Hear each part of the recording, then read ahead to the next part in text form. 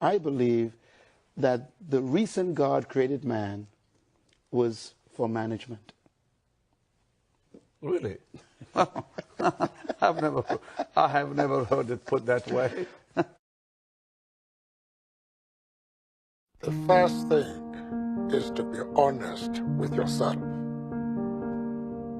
You can never have an impact on society if you have not changed yourself. God will never allow growth where there is no management. Wow, wow, wow. So instead of praying for things from God, pray for the management ability. Everything I tell you is true. Everything I open my mouth and I say is correct because heaven directs me on what to say. Eligwe, heaven will tell me and I will tell you it will come to pass in front of your eyes, not behind you. You will see it happening. God will withhold things from you if you cannot manage them.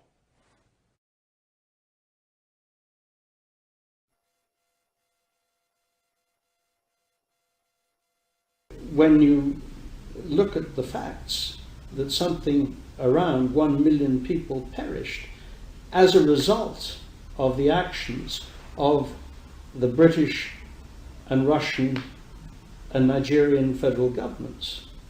Vis-a-vis what we see in Nigeria, which is truly not, it should not be surprising. Look, what's happening in Nigeria is barbarous. It's horrible. I mean, it's complete madness, yet it's not a priority. The United States unilaterally could do almost anything it needs to do. It would be a long-term effort, but it could be done. And the United States has the capability. All the elements of power, we have those. So why not?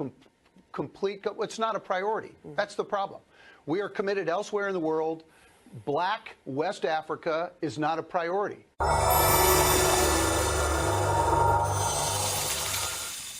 Anybody who changes his principles depending on whom he is dealing, that is not a man who can lead a nation. No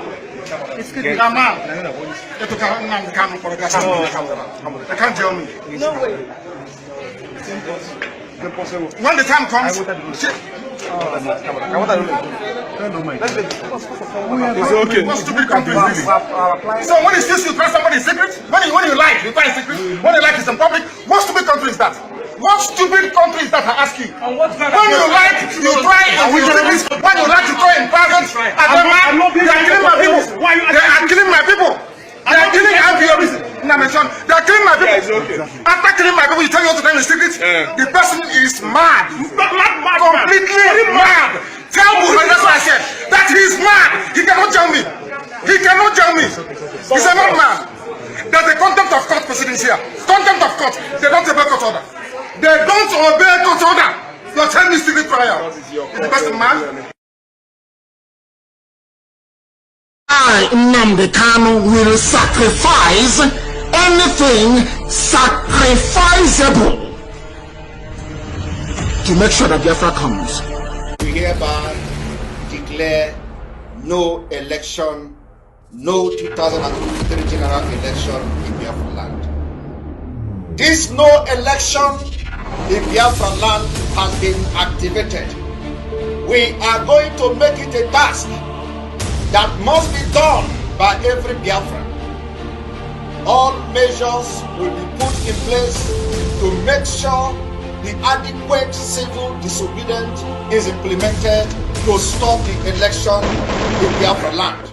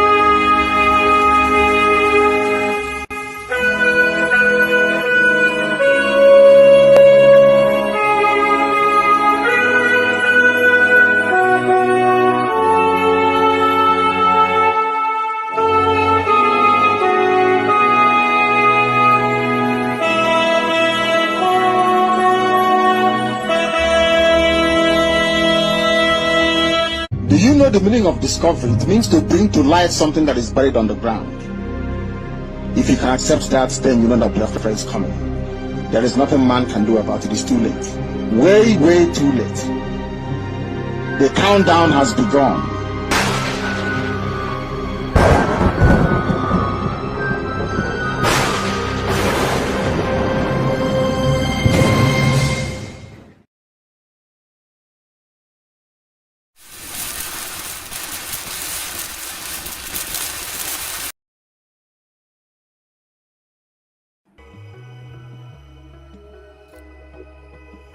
It is the second week of January, the second week in January 2023, and the first day of the week. Also, I want to welcome you, brothers and sisters, lovers of freedom, wherever you are, all over the nations of the world that have stood and is standing resolute on the ordinance of freedom and on the ordinance of the emancipation of God's people, Biafra nation, Oduduwa nation, and every nation that is trapped in the contraption called Nigeria. I want you to understand something, that our resilience, we are not relenting, we are forward ever and backward never. We are certain and we are sure to get our freedom. The no election declared by Mazi Simon Ekpa is final. And please tell those people who are thinking that maybe some kind of dialogue will change the course, especially those idiots in Finland. I want you to take this message to them, to tell them that no dialogue can change the mindset of Biafrans against the issue of election. We have decided that we are not going to be part of that election, and we are going to stop Nigeria from existing. From the 23rd of February, we are going to stop Nigeria from existing. We're going to stop Nigeria from conducting anything election in our land. I want you to understand that the sacked members of the DOS are no more around. It is not the time when Mazi Nnamdi Kanu, when the clustered around him and always influenced him to change his mind when it comes to election. The people around Mazi Simon Ekpa are resolved, are resolute, are determined, are people that don't change their mind. They are consistent. And that is what Mazi Nnamdi Kanu said, that the new dimension have changed tactics, and the new dimension spells out consistency and will persist to get what you want to get. I want you to take this message to the Nigeria contraption, because it is not a state, it is not a nation, it is not a country, it is the most useless organization that have ever been created in the life of humanity, or in the span of humanity, that have destroyed lives, sucked blood of millions of people, and caused people to die prematurely, and destroyed the lives of people beyond recognition. Nigeria is a structure of demonic operation. Anytime you hear of demonic possession, oppression, and demonic attack, just know that you are talking about Nigeria, because Nigeria has killed, maimed, destroyed, and caused so much damage to the psyche, especially of Africans. And I want to tell you that the resolve to stop election is final. We have declared no election, and tell those people in Finland and their stooges and the people who have designed and called them into the program of trying to talk about dialogue. One idiotic mindset of a Nigerian is to think that when we talk about dialogue, it simply means that you are going to come to accept their terms. And that is what I've come to understand about Nigerians. Nigerians believe that when you talk about dialogue, we are talking about coming to agree to their terms. And that is what they have done to Mazi Nnamdi Kanu, try to get him to agree to their terms in the name of dialogue. Anytime you hear a Nigerian talking about dialogue, that's Nigerian is actually talking about coming to play ball with him and agreeing to his terms. And that is what the politicians in Nigeria represent. But first of all, I want to welcome you all for joining. Please, as you join, and before I go into the message proper, I want you to like this video and circulate it on all your social media platforms. Let people join from wherever they are and watch the gospel of truth on this platform, this hallowed platform that talks about truth and truth alone. We stand on truth. We are dedicated to the cause of truth. We're not looking back. We're not people who shake. We're not people who waver. We stand on the cause of truth. And Mazi Simon Ekpa being the spokesperson of Biafra and the chief disciple of Mazi Nnamdi Kanu, propagating and also steering the ship on his behalf until he is back. I want to assure you now that Mazi Nnamdi Kanu has the right people around him. I want to assure you that Mazi Nnamdi Kanu have got the right people that would make sure that we don't allow any form of compromise, especially when it comes to the issue of our freedom. Mazi Nnamdi Kanu have people who are calculative now. He has people who are very, very, very intelligent. He has people who understand what it means to fight for freedom. He has gotten the 100 men he asked Chukwokike to provide. He has gotten the back of Biafrans, and he has gotten the resolute personalities that will stand strong and tall in the process and in the cause of seeking for freedom. And that is what we represent. And thank God for Mazi Simon Ekpa, who actually stood his ground and stirred up this resilient force and has conjured the facts and conjured the spirit to be able to access the minds of those who are like-minded like him and those who believe in the cause. And here we are today proclaiming the mandate and the gospel of freedom. So if you think wherever you are all over the nations of the world, whether you be Igbo group or whatever group you call yourself, you think that you're going to be calling Mazi Simon Ekpa to a meeting for him to concede and to accept your terms, you are wrong, because the people around him are not people you are going to shake. They are not people who will change their minds. They are not people who are going for money. They are not people who are thinking of selling their birthright. We know what it means to be free, and that is what we demand, and that is what we stand for, and that is what we know. We can never again justify one day Fulani being controlling us. We can't imagine, as I posted on Twitter, I can't imagine that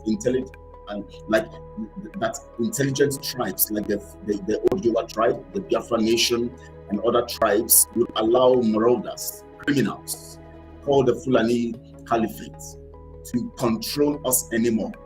We can't allow that again to happen.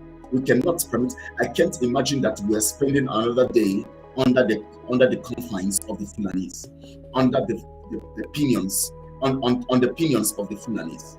We can't imagine that we are covered and we are being manipulated by the Fulanis because Britain ordered them to do that.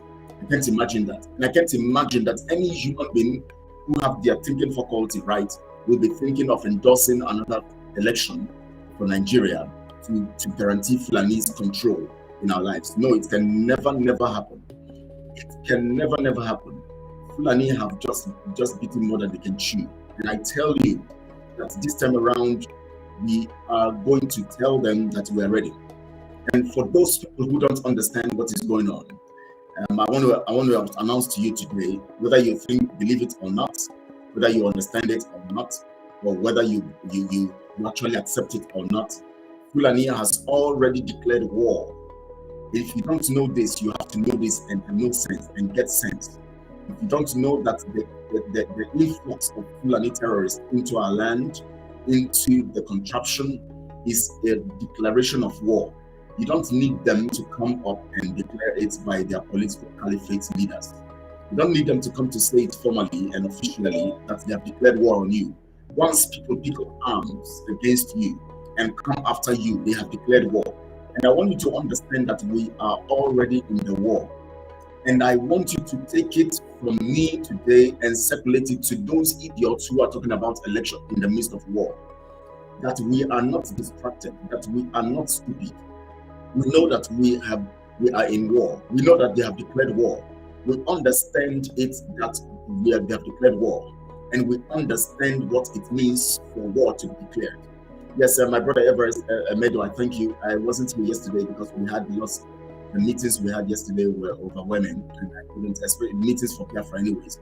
I belong to several committees in Biafra programs, so we had several meetings, about 2 basic meetings anyway, basic and major meetings, and 1 other anyways.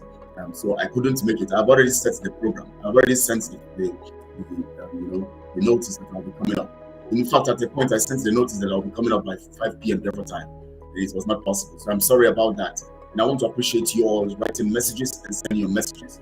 And of course, sending your messages, I want to appreciate you watching wherever you are. Please, it is our duty to send this broadcast on all social media platforms. Remember, it is very, very important and crucial that we handle the issue of publicity this time around. Because the stage we are in, I want to tell you, Biafrans, you might not understand. We cannot come here to tell you everything. But I want to tell you that the stage we are in is the stage for our freedom. The stage we are in is the climax point. See, if Nigeria know what is coming, if they know what is coming, if this election one Nigerian is election mongers know what is coming, they will begin to think of better things to give their time to, rather than talking about election. They will begin to think about better things to do, rather than wasting their time and their resources in election, because we are determined that we are not going back. And as I was saying initially, welcome to this program, and I want you to share this broadcast on all your social media platforms, and also like this video and also circulate it, and please subscribe if you have not subscribed. We are live on YouTube, we are live on Facebook, we are live on my Facebook profile, of course, Harry Ambrose, and also, of course, we are live also on Biafra Global Network on Facebook page. We are also live on YouTube, on Twitter for the first time. I had to connect to Twitter also, so live right now on Twitter, Kelechi Ambrose. You are going to see the program going on live. You know, although we have not opened the Biafra Global Network for Twitter, but we are going to have that very soon. But what we have there right now is Kelechi Ambrose. So you are going to stand strong on that detail and continue to do what you have to do, and strongly. Please share and keep sharing. Now, I begin first with the issue of the war that have been declared, as I was saying initially. If you want to know when a war has been declared, anytime anybody picks up a weapon to come after you, they have declared war against you. I want you to get this right. That is the first message today. Anytime anybody picks up weapons or picks up a weapon or whatever in any guise and comes after you, they are there for your life, which means they have declared war on you. They have come after your life. That means they are already at war with you. They must not tell you that I am opening a war front against you. They must not announce it that they have come to fight you. But as much as they take a weapon and they charge towards you, just know that war has been declared against you. Now, evidently, every one of us can understand, every one of us know, every one of us can confirm, every one of us are witnesses to the fact that Fulani has over the years picked up weapons against indigenous people in the contraption Nigeria. These facts have to be laid consistently and always so that people can understand where we're coming from. Because the reason why we have to talk tough and make sure that we stand strong and make sure that we keep saying these facts is because we want the world to know. Because I know that all over the world, people are watching this program and they're going to watch it later. And people will want to know, why is he talking about war? And what is this about, talking about war? And I want to let the world know that Fulani had declared war on indigenous people, the owners of the land, by the name that Britain used in rubbishing, or the name that Britain used in tagging the people or the indigenous people, so that they will become targets of Fulani attack. The name that was used to tag the people is the name Nigeria. That name is a name of evil, a name of slavery, a name of corruption, a name of tagging us and putting us vulnerable to attacks. Because without the name Nigeria, we will not be talking about Fulani invasion. It is the name Nigeria that actually opens the borders of indigenous people to the influx of Fulanis, to the communities of the people. If Biafra nation was standing on its own, Fulani cannot enter our border to kill any Biafran. The reason why Fulani can enter our border today is because we are tagged, roped into, forcefully put in that name, under that name, and kept here and forced to remain under that name, Nigeria. If we had our own name, there's no guts that Fulani will have to invade our land. Because from our borders, we'll begin to treat them mess up. We'll begin to deal with them. But because we are stuck under that name, Nigeria, Fulani could enter into our land and to kill our people.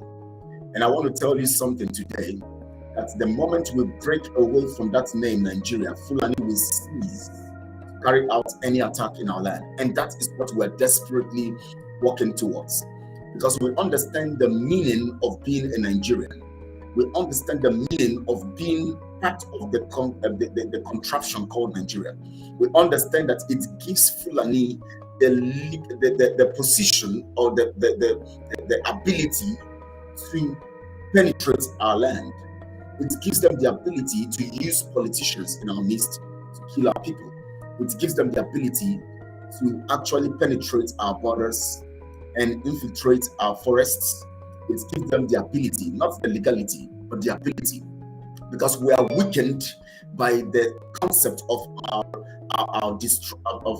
us being limited in our sovereignty. We are weakened by the fact that we have no control over our territory. We are weakened by the fact that we have no sovereign control over our territory because of the name Nigeria. The name Nigeria is the reason why we don't have control over our territory. And the moment we break out and we have control over our territory, Fulani cannot enter into our land to kill people. And that is why what we are doing here is strongly, very, very, very significant. And that is why what we stand for and represent is critical and very, very important. It's critical and very, very important. Now, let's go to the topic of today. We are talking about the war we are fighting. Now, there's a particular point I made on Friday when we had our joint media broadcast.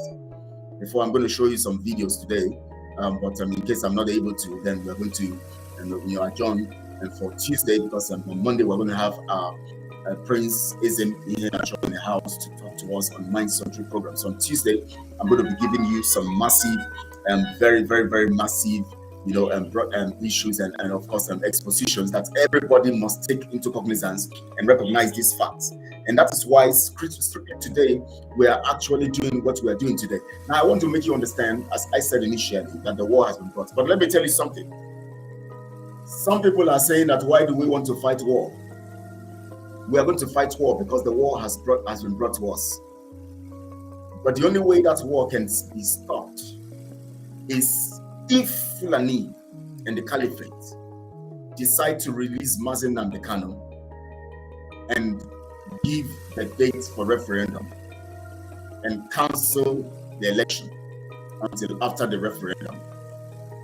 The only time we are not going to fight this war that they have brought to us, I am saying it publicly and I want it to be circulated. I am speaking the mind of Biafrans. And I'm speaking the mind of Biafrans and standing under the shadow of the spokesperson of Biafra, as he stands also on the mandate of Mazi Nnamdi Kanu. The only time we're not going to fight this war, please tell Fulani, cut it and send to any idiot who is under that Fulani Caliphate, who believes in one Nigeria and who believes in election.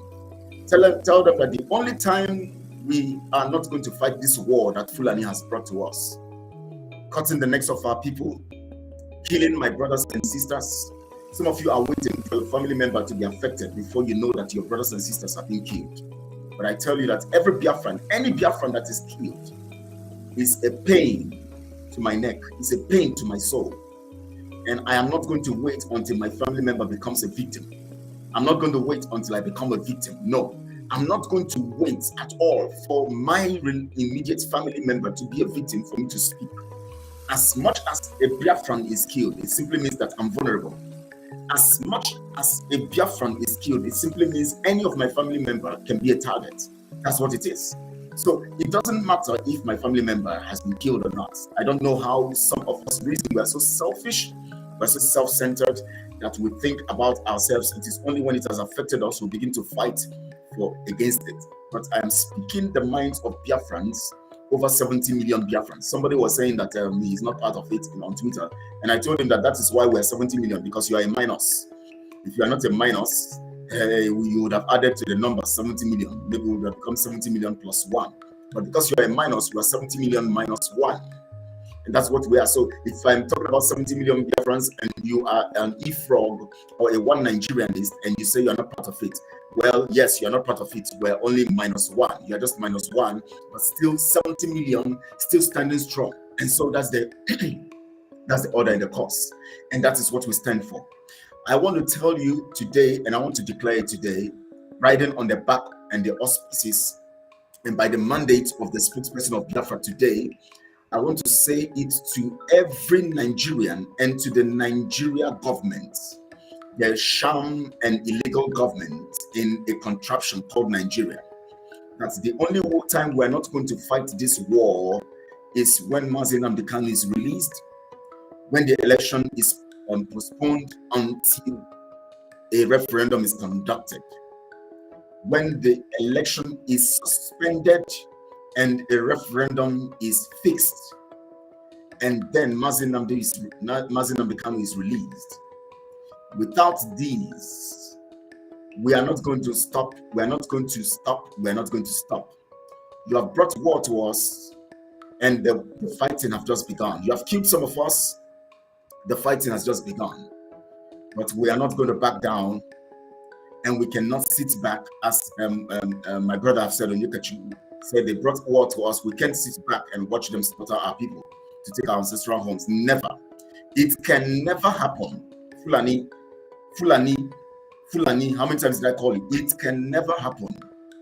Fulani, you have beaten more than you have, and you have dared the wrong generation. You see, in this our generation, this war and this subjugation will not pass this generation. We are ending it in days, not in months. In days. In days. In this first quarter of this year, if you like, move the election. If you like, refuse to cancel the election or suspend the election until referendum. If you like, think you can keep Mazi Nnamdi Kanu there. But we promise you that this war you have brought to us, we're going to fight it. And we're going to defeat you. And after defeating you, we're going to get our nation. And after getting our nation, we will still pursue you until we get to Futa Jalo. Because we are not going to forget.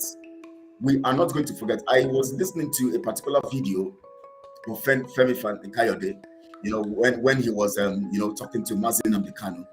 I'm going to play that video maybe tomorrow. I don't have it. I forgot to put it in the system. I thought I had it in the system, but I'm going to put it in the system. Now, in that video, that man is, I don't know, some of our people are very horrible. Very, very horrible. So unfortunate that people can leave the ass of Fulanese and just because of money. It's so unfortunate. He was saying something. He said, Buhari told him that I think in 2015 or 2000 or so, yes, when that was when Mazi Nnamdi Kanu was out of prison, and Mazi Nnamdi Kanu came to visit him. He was telling Mazi Nnamdi Kanu that the reason why that Buhari told him something, that when he was talking about the issue of allowing and making sure that the people of Biafra are part of the program and government, and Buhari was telling him that they cannot forget that what they did, the killing of their people, especially during that Zogo school in 1966, that they will not forget that their people were killed. And Fani Kayode, and was saying that, but he told him that, but it's not only your people that were killed, other people from other regions were killed. And he said, no, they're concerned about their people, and they will not forget. And today, look at Fani Kayode becoming, the vomit. He has become a vomit. He has become a shit because he has reneged on his own words. He has actually betrayed his personality, his nation, and his people. He has become shit. But I want to take that statement from him that Buhari said they won't forget and forgive. Do you know why they say so? Do you know why every time you hear Fulanis talk about your land and your property and all of that, they say they won't forget and forgive?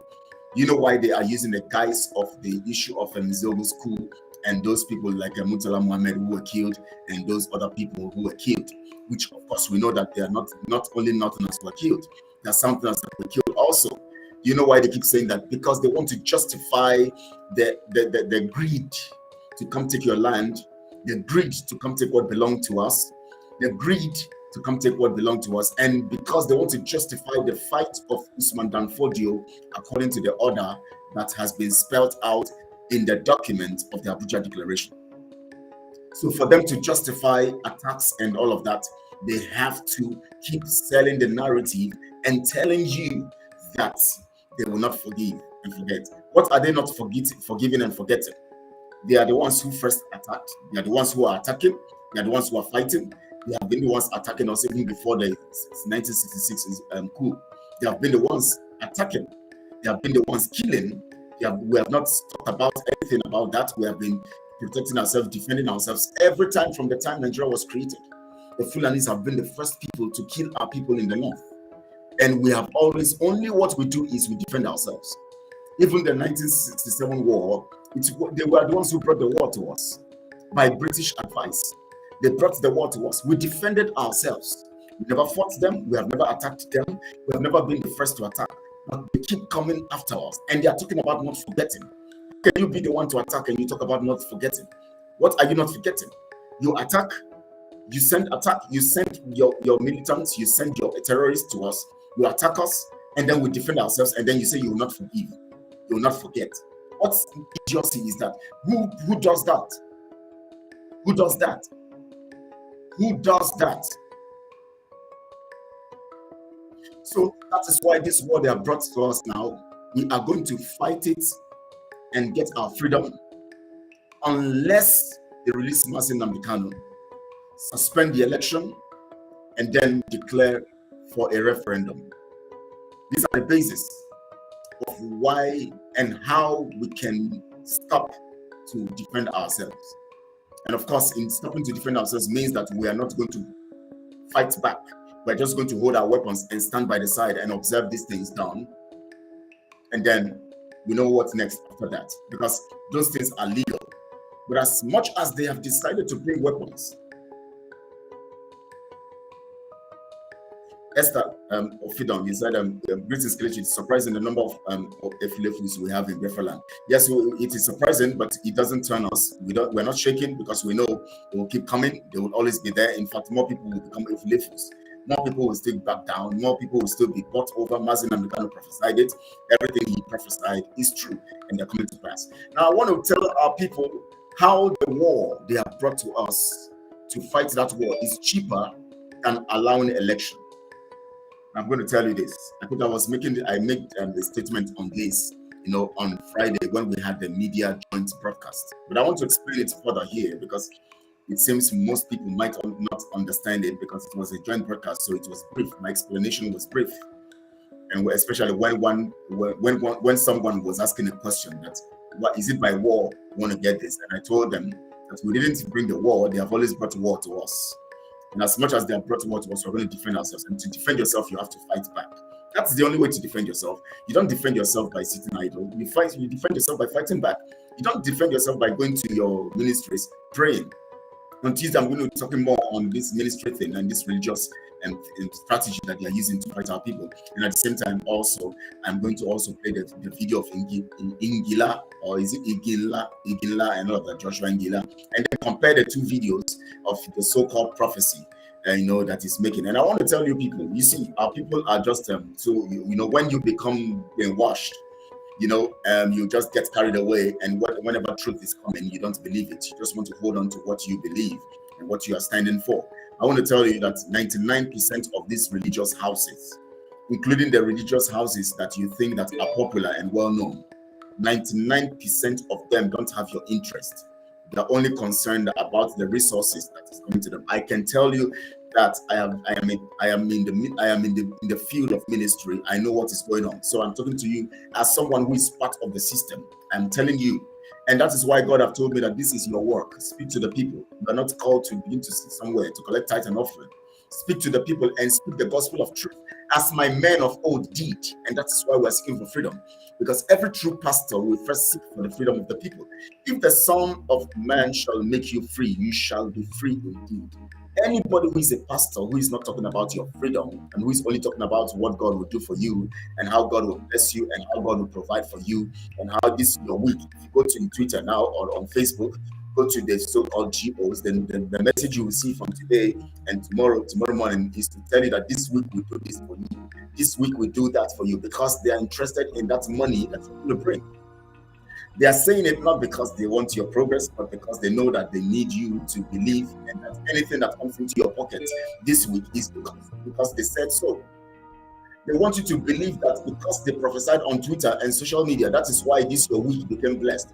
Maybe somebody now gives you something this week. Maybe somebody now gives you a card. Maybe somebody now gives you some money, or maybe something just happens and you get some money. They will now make you believe that it is because they said it so that you will bring 1/10 of that money to their coffers.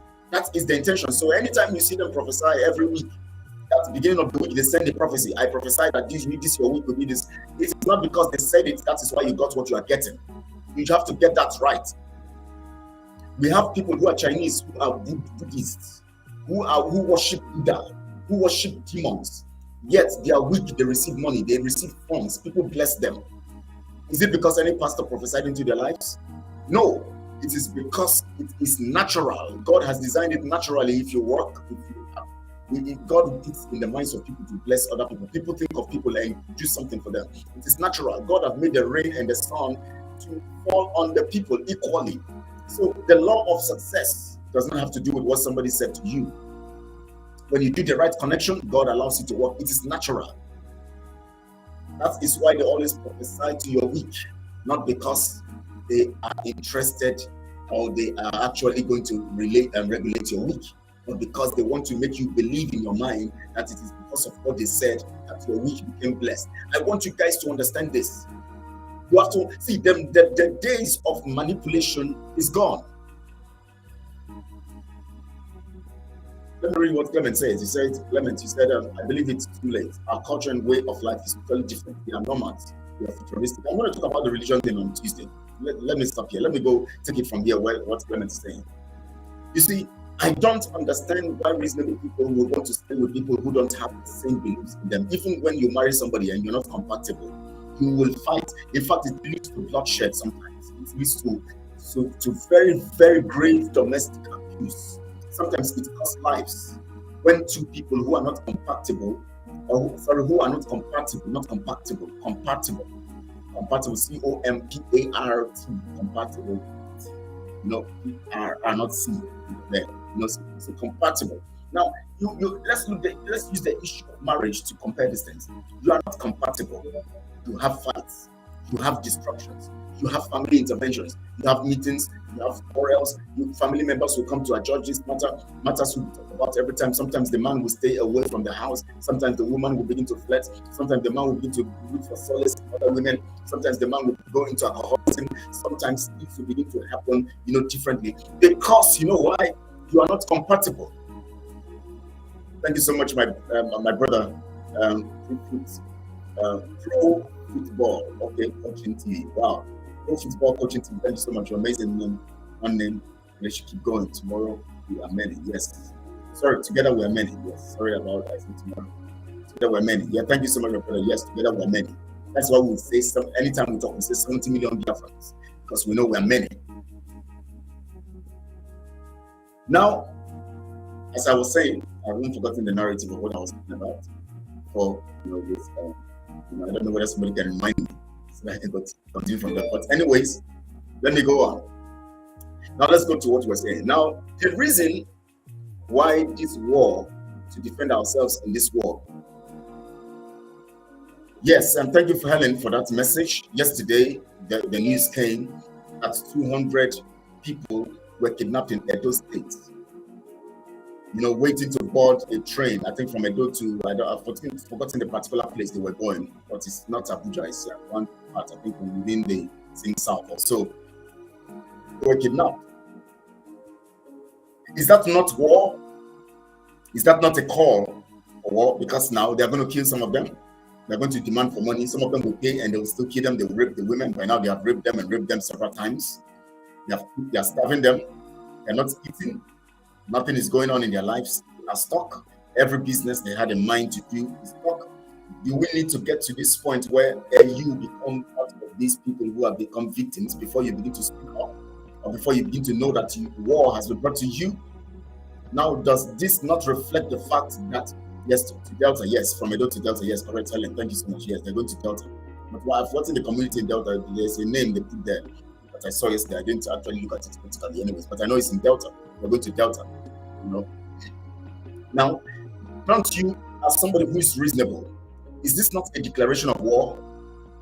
What else will make you know or make you believe that war has been called or war has been declared against you?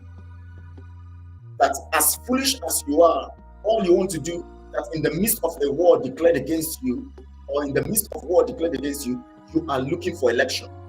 You want to elect someone that will still be under the auspices of these people calling war against you, calling for war against you. And they want us to endorse election. Look at those idiots in Finland. I keep listening to that thing over and over again. I begin to wonder how stupid are people. In fact, I keep using this word stupid, because it has come to the point where we have to use these words. No wonder. I don't blame Mazi Nnamdi Kanu for using strong words against our people. These are idiots. There's an animal that is called idiot. I don't know whether you know that animal. Very senseless animal. Of course, no animal has sense anyways, but the instinctive makeup of the animal looks very senseless. How can full-blooded Biafrans begin to, you know why? Anytime people are in the path of error, they ask stupid questions. Now, let me give you some instance of what happened yesterday. Before I tell you how cheap the war to fighting back Fulani is cheaper than fighting war and than allowing elections, sorry. Before I tell you why fighting this war against Fulani, since they have brought the war to us, is cheaper than allowing election, let me give you this narrative. From the tape of the revealed meeting with Mazi Simon Ekpa and those Finland idiots. From the conversation, there's one thing I got out. They were telling Mazi Simon Ekpa that we have come to dialogue with you. You know, we called you here for dialogue. And yet, he kept explaining, giving them facts they couldn't defend. Yet they were resisting his facts, still insisting on election. Which means they are trying to say that dialogue in the contraption or in the sense of a common Nigeria means to agree to what I say and not to reason together to get the best idea out. So whenever you hear a Nigerian talk about dialogue, they are actually talking about you agreeing to them. Dialogue to them doesn't mean reasoning together and getting the best, idea out or agreeing on the best term. No, to them, dialogue is agree to what we want. We want election. Agree to us. So they kept telling Mazi Simon Ekpa, we have come here for dialogue. Yet he keeps giving them facts of the reason why there should be no election. Yet they keep insisting that we are dialoguing. We have to dialogue. We have to accept what we say. Who does that? What is the meaning of dialogue? Are they senseless? So to them, dialogue is to accept their terms. So Mazi Simon Ekpa must accept their terms. Mazi Simon Ekpa must accept their terms for it to be dialogue. But when Mazi Simon Ekpa gives them proofs why we have decided not to go on election, we tell him, no, we are not dialoguing yet. Dialoguing means accept what we are saying, accept election. Thank you so much, Spirit-Filled Songs. I appreciate you. Yes, knowledge is power. Thank you. To them, dialogue means accept what we are saying as one Nigerianists. We are Nigerians. We want, this is what we want. That is what they are doing to Mazi Nnamdi Kanu. That is what they call political solution. Political solution means that their own will should be done, not the will of the other person. So whenever you talk about one Nigeria and you talk about political solution or dialogue, to them, because you know why? They are not intellectuals. So whatever you say that prompts intellectual ability to reason, they cannot function on that level. So you see that everything Mazi Simon Ekpa was saying, they couldn't place it. They couldn't go with it because they couldn't reason. Because they are Nigerians. I told you that it's either you're a Nigerian or you're an intellectual. So Mazi Simon Ekpa found himself in the midst of Nigerians. That was why they couldn't reason. That was why he couldn't reach a truce with them. That was why the meeting was inconclusive. And that was why they came to publish what they said. They are distancing. I call them distancing officers. That's my new name for them. On Twitter, I posted it yesterday. I said, where are those distancing officers? As of yesterday, 613 Boko Haram members have been released in their so-called sham rehabilitation. Those people who are rehabilitating them have not rehabilitated themselves. The same Fulani people are rehabilitating people that they themselves need rehabilitation. You can imagine Nigeria talking about rehabilitating people when they themselves, the caliphate and all that, need rehabilitation in their mind. They need to be rehabilitated, reorientated, and then rehabilitated in their mind. So what would they offer by rehabilitation, if not terrorism? The governors are sponsoring terrorists, the presidency sponsoring terrorists, allowing terrorists to come in with weapons, using military helicopters to supply them, and then they are talking about rehabilitating. So what do they mean by rehabilitated? It simply means that they have equipped them with what they need to go into the communities to kill. Because if they are sponsoring terrorism, then if they tell you they have rehabilitated people to come into your community, what does it mean? That is how intellectuals reason. But one Nigerianist will not reason that way. You know why? They don't have the capacity to reason. Their reasoning faculty is in comatose. It's dormant. It's dormant. So they would just read the news. 613 Boko Haram members, or 620 something, or I don't know how many. I can't remember the exact figure now. 600 and something terrorists have been rehabilitated and put in the and sent to the communities. They'll say, "Oh, they have. You see them. You see now they have released these terrorists. They have given them freedom. They have given them freedom. You see, that's how they are sending them to the communities. That's the end. The next thing you hear them, you say, and the next election, when we vote this idiot, when we vote this particular idiot will come and change the narrative." Can you imagine how the reason? Can you imagine how the reason? That is why they are one Nigerianists. That is why they are Nigerians, because they don't have the capacity to reason. So Mazi Simon Ekpa didn't expect them to reason or agree with him because they are Nigerians. The only time you can be an intellectual is when you give up being a Nigerian. That is why I decided on the first day of January when I came up. Some of you listened to my broadcast, some of you got it right. I have disowned, I have renounced anything Nigeria in my life. I said everything that is Nigeria in my life. Any document that I got under Nigeria, be it nursery school document, be it birth certificate, be it whatever it is, I renounce them. I have they are no more part of me. I'm not going to use them anywhere again in the world. You know why? Because having a material of Nigeria simply means that I am part of Nigeria. That means I'm senseless. If I could achieve anything, not with Nigeria document, I will achieve things with my brain. After all, our people have been doing businesses everywhere. Do they need documents to do those businesses? We have our people in Alaba International, we have our people in Ladipo, we have our people all over the nations of the world doing businesses. Some of them even school abroad. Have you ever achieved anything using Nigeria document? The only time you use Nigeria document to work even in the public service is to steal, because they don't even go to the office. When during Jonathan's period, when we were going there for contract, what do we see? You will see, you will hear that a public servant have not come to the office for 3 weeks. Sometimes we are going to go meet them. Sometimes when we have an appointment, we're just going to meet them in one hotel, maybe that Biafra house or one of those houses. We just sit down there, Biafra house in Abuja, or one of those whether any of those houses. Basically, I was always in the Biafra house, anyways, because it's close to the institutions there, Ministry of Education and all of that. That is where we sit down to hold meetings with some of these executive members of the departments and all of that. Some of them have not gone to the office for 2 weeks. They'll tell you, I have not been in office for a long time now. Let me call Musa. Let me call this one there. Let me call Chuku. Those ones will be in the office. But those allergies will once in a while step into the office and get out because they have to sign money and all of that. That is what Nigeria is. That is the situation of Nigeria. So the only time you use the document is to steal. It's either you're using it to serve. When you're serving rightly without trying to steal, you suffer. You go hungry. Look at the teachers, those ones who are just hustling on their own level. They're hungry.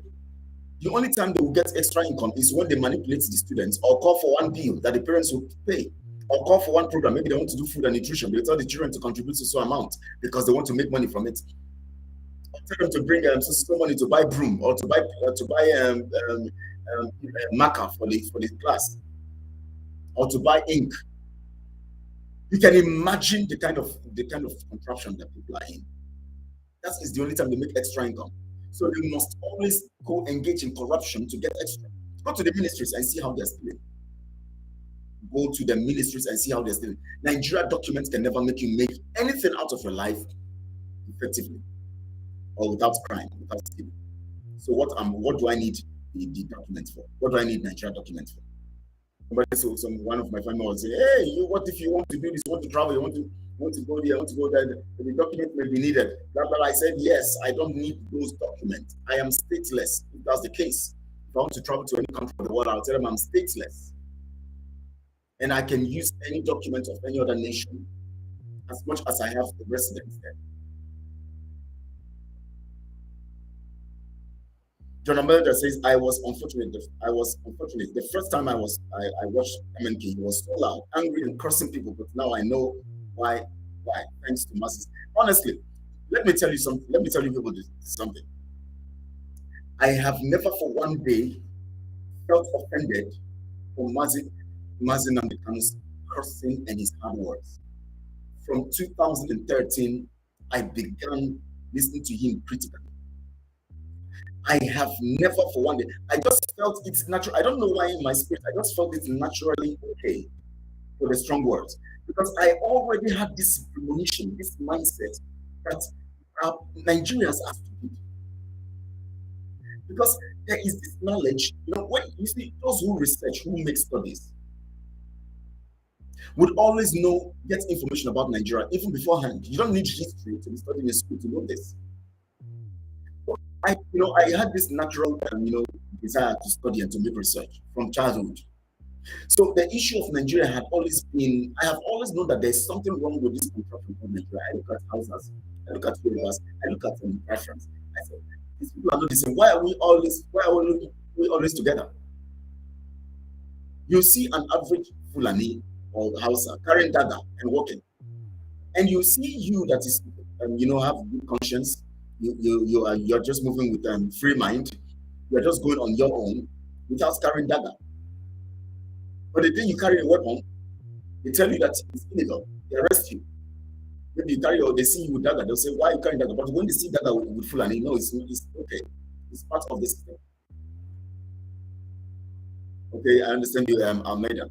But I have never felt offended for Mazi Nnamdi Kanu speaking. No. Even when I was going to stupid, I was accepting it. It made me reason more. It made me think more. I saw it as major, very, very important. Anyways, let's go back to what we're saying. The ministry is there, you still. So any document that has to do with Nigeria, I will keep saying it in every broadcast so that people can get this record. Tomorrow you will say, you have the record. Yes, let it keep going in every record. I am not in Nigeria. I don't have any trace, any link with Nigeria. Every document that has to do with Nigeria has been eradicated, has been taken away from my life. I can never use them. Never. Even if I have it, it's just to store them somewhere as to be looking at them one day, oh, this thing used to be there. But I will never use any document in Nigeria to do anything, whether business contract, whether program, whether NGO, whether anything I want to do, I will never use any document. I will go and hustle for another document in another nation. And as Biafra comes, I'm going to get all my documents. If I'm not able to do that in any other nation, I'm going to do them in Biafra land. I was telling somebody, I said, even if it is to go to nursery school, to begin in nursery school in Biafra land, as old as I am, I'll go to nursery school and get documents in nursery school. If I want to get nursery school certificate, I'll go to nursery school in Biafra land. Let me be a nursery school student.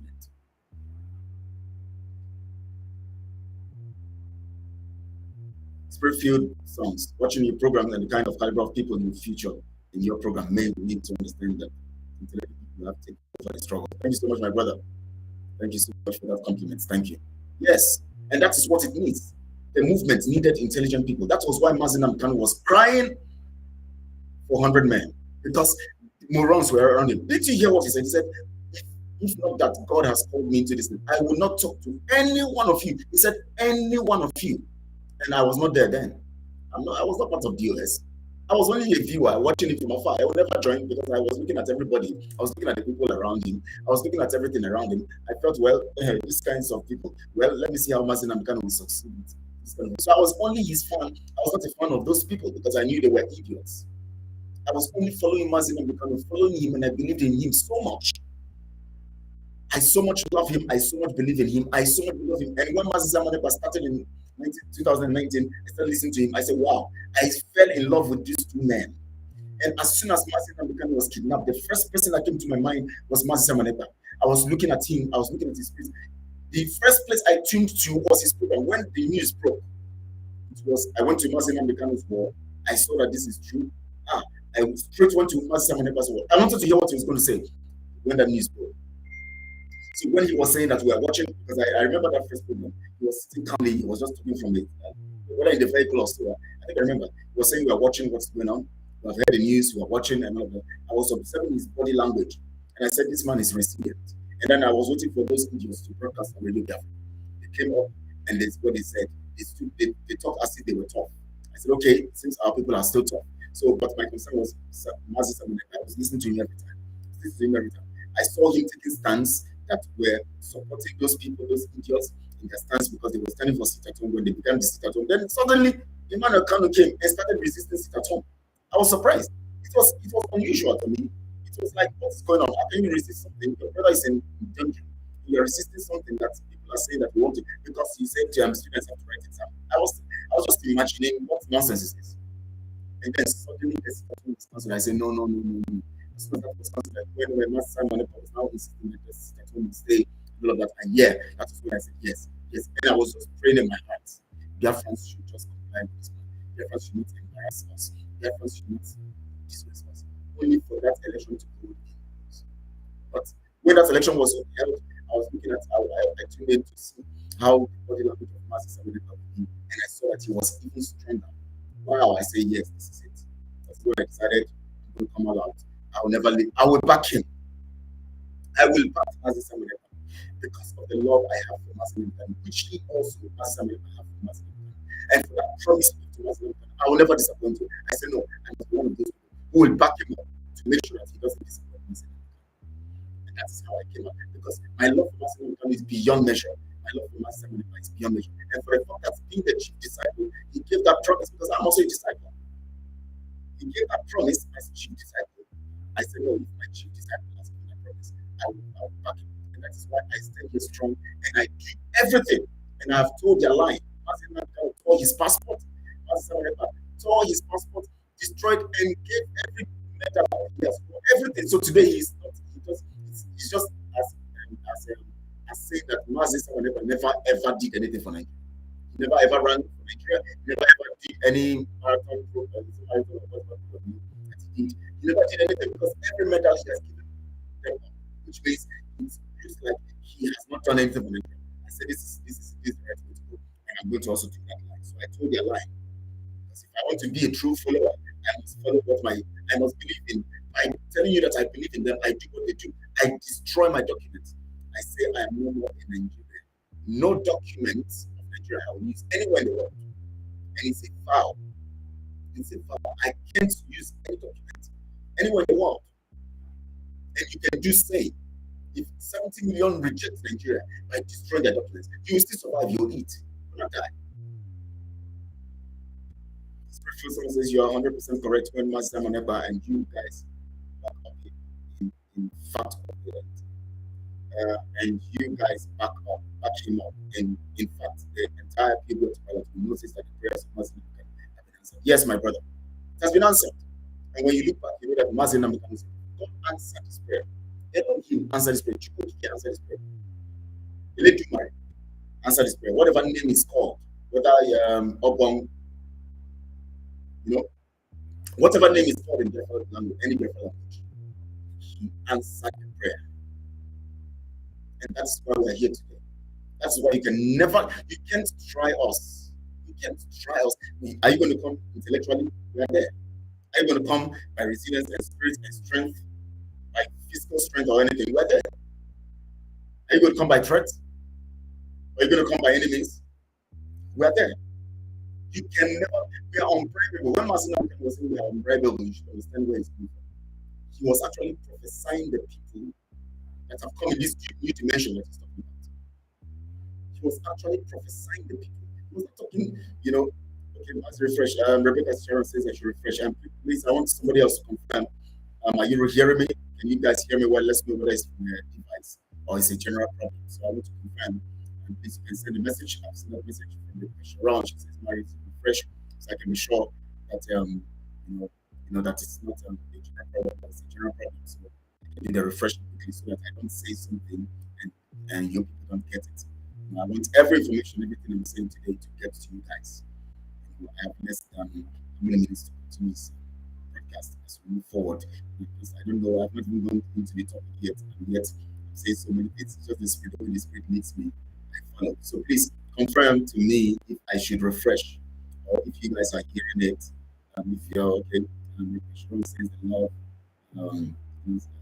love emoji, is it an emoji or what is it called? The love signs.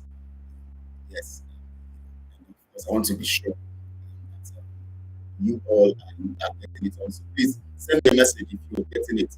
So to confirm what Rebecca Sharon has said, send me a message to let me know if you all can hear. Please refresh. Okay. That means I have to refresh the Spirit, and it says refresh also. So let me refresh, please. It's just that when I refresh, the old messages I see on the message column disappears. So let me still refresh so that I can take the messages afresh. So let's refresh from here, and then we can move on. So I believe that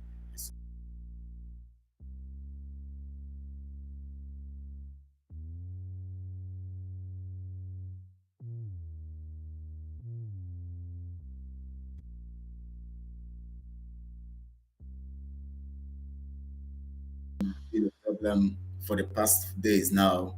I discovered that once I come online towards the evening, when it's getting towards evening, the stuff just like when during the joint media broadcast, suddenly I was cut off. I was cut off. I will refresh, come back, see them talking, but I can't talk. So please let me know if it's okay now. Let me know if it's okay now so that I can continue in that regard. So please let me know if it's okay so that I can continue. And then so that you don't lose anything I say, so you can get all the facts right. Perfect. Okay, right. Thank you so much, Spirit-filled songs. Thank you so much for that. And so we continue. So that is why I decided to go in line with what my leaders have done. Mazi Nambekano, the chief leader, Mazi Amonepa, the leader, and I went along that line. I told that line. So that is why you see today I decided, all right, thank you so much, Obi. Thank you so much, everyone. Your voice is back. All right. And Christopher Wanfo. Thank you so much, Obi. Anya Nechi. Okay, thank you so much, Obi. Good to have you here, Obi. Good to have you. Thank you. Thank you all. So I appreciate you guys. So that is why I decided to, and I just wish that every Biafran would key into this. Anywhere you are, you renounce whatever you have, because sometimes we are so afraid of the future. We are so afraid of the next moment because we think that when we do this, we're going to die. We can't die. Our people were given 20 pounds after a war. Their crops destroyed, everything destroyed. They were given 20 pounds. They survived it. They were even able to travel abroad. That's why most of us are abroad today, because from that 20 pounds, we were looking for greener pastures. We survived it. So forget about this. Renounce your documents. Let's all show Nigeria that we have decided. And I tell you that in the next 57 days, we are out of Nigeria. From the 23rd, it is going to be marvelous. Because from the 23rd, Nigeria will get out. Nigeria don't know what is coming. That's, you see, oh, Fulani. We say, somebody will say, why are you branding everybody? Yes, we'll brand you all. Because we have not heard any Fulani come to debunk, to say we're not part of this evil. Everybody's quiet, even including the houses. Everybody's quiet. The houses are not coming out to say we are not part of this. That is why we don't believe the houses. We see them as one. We know that houses naturally are nice people and all that, but for the fact that they are not saying anything against this evil, means they are together.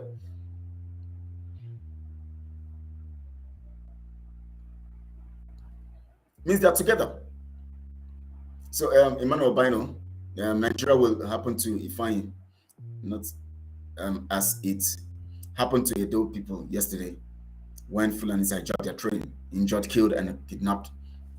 Nigeria will happen to everybody who have made themselves Fulani and Nigeria product to fight the people. Now, let me give you the second point that these people in Finland, are bringing out from the onus of their operation yesterday. Remember, I gave you the first point. They always believe that dialogue must mean that you must accept their terms. The second point is this. Okay, now I remember what I was talking about initially. It has come back. So now the next point is this. Did you hear that one of the idiots, I don't like mentioning their names so that I don't give them credence here. One of the idiots said something to Mazi Samanepa when he thought he had points. He was making points when he was asking Mazi Samanepa questions. You know what he said? He said, why didn't you fight for freedom when you were the president of Igbo Union? And Mazi Samanepa told him it's a stupid question. Good. But let me tell you, I want to bring something out from that. It's a stupid question. Very right. Mazi Samanepa said it, yes, and that's a good answer, the best answer. But I want to bring out a point out from that for you here so that you can understand. Now, do you understand that he actually portrayed the Nigerian narrative? Anybody who is elected, wants to serve their term. They don't want the issue of freedom discussed in their term. They don't want the issue of referendum or constitutional review or whatever discussed in their term. They only begin to talk about it when their term is ending. Or they don't even talk about it and they want to serve their own term. Not be my time. You go come say, Nigeria go come break. No, make I finish my term, make I enjoy my money, make I make my money. A narrative of the Nigeria greed, selfishness, and self-desires was played in that question that God asked. Now, the implication here was that they have actually discussed, and of course, he was in tandem with the current chairman of the union that brought about the meeting, or that Kingsley something. I don't want to mention his full name so that I don't give him credence. That Kingsley, the one who actually, called the meeting, who had actually gone to gossip before he called the meeting. Now, the narrative here is this. They have actually discussed, and the man have said that, why is it that it is in my own tenure that he wants to now bring this kind of division? Which means that when you were there, you didn't do it in your own time. It's my own tenure you want to destroy.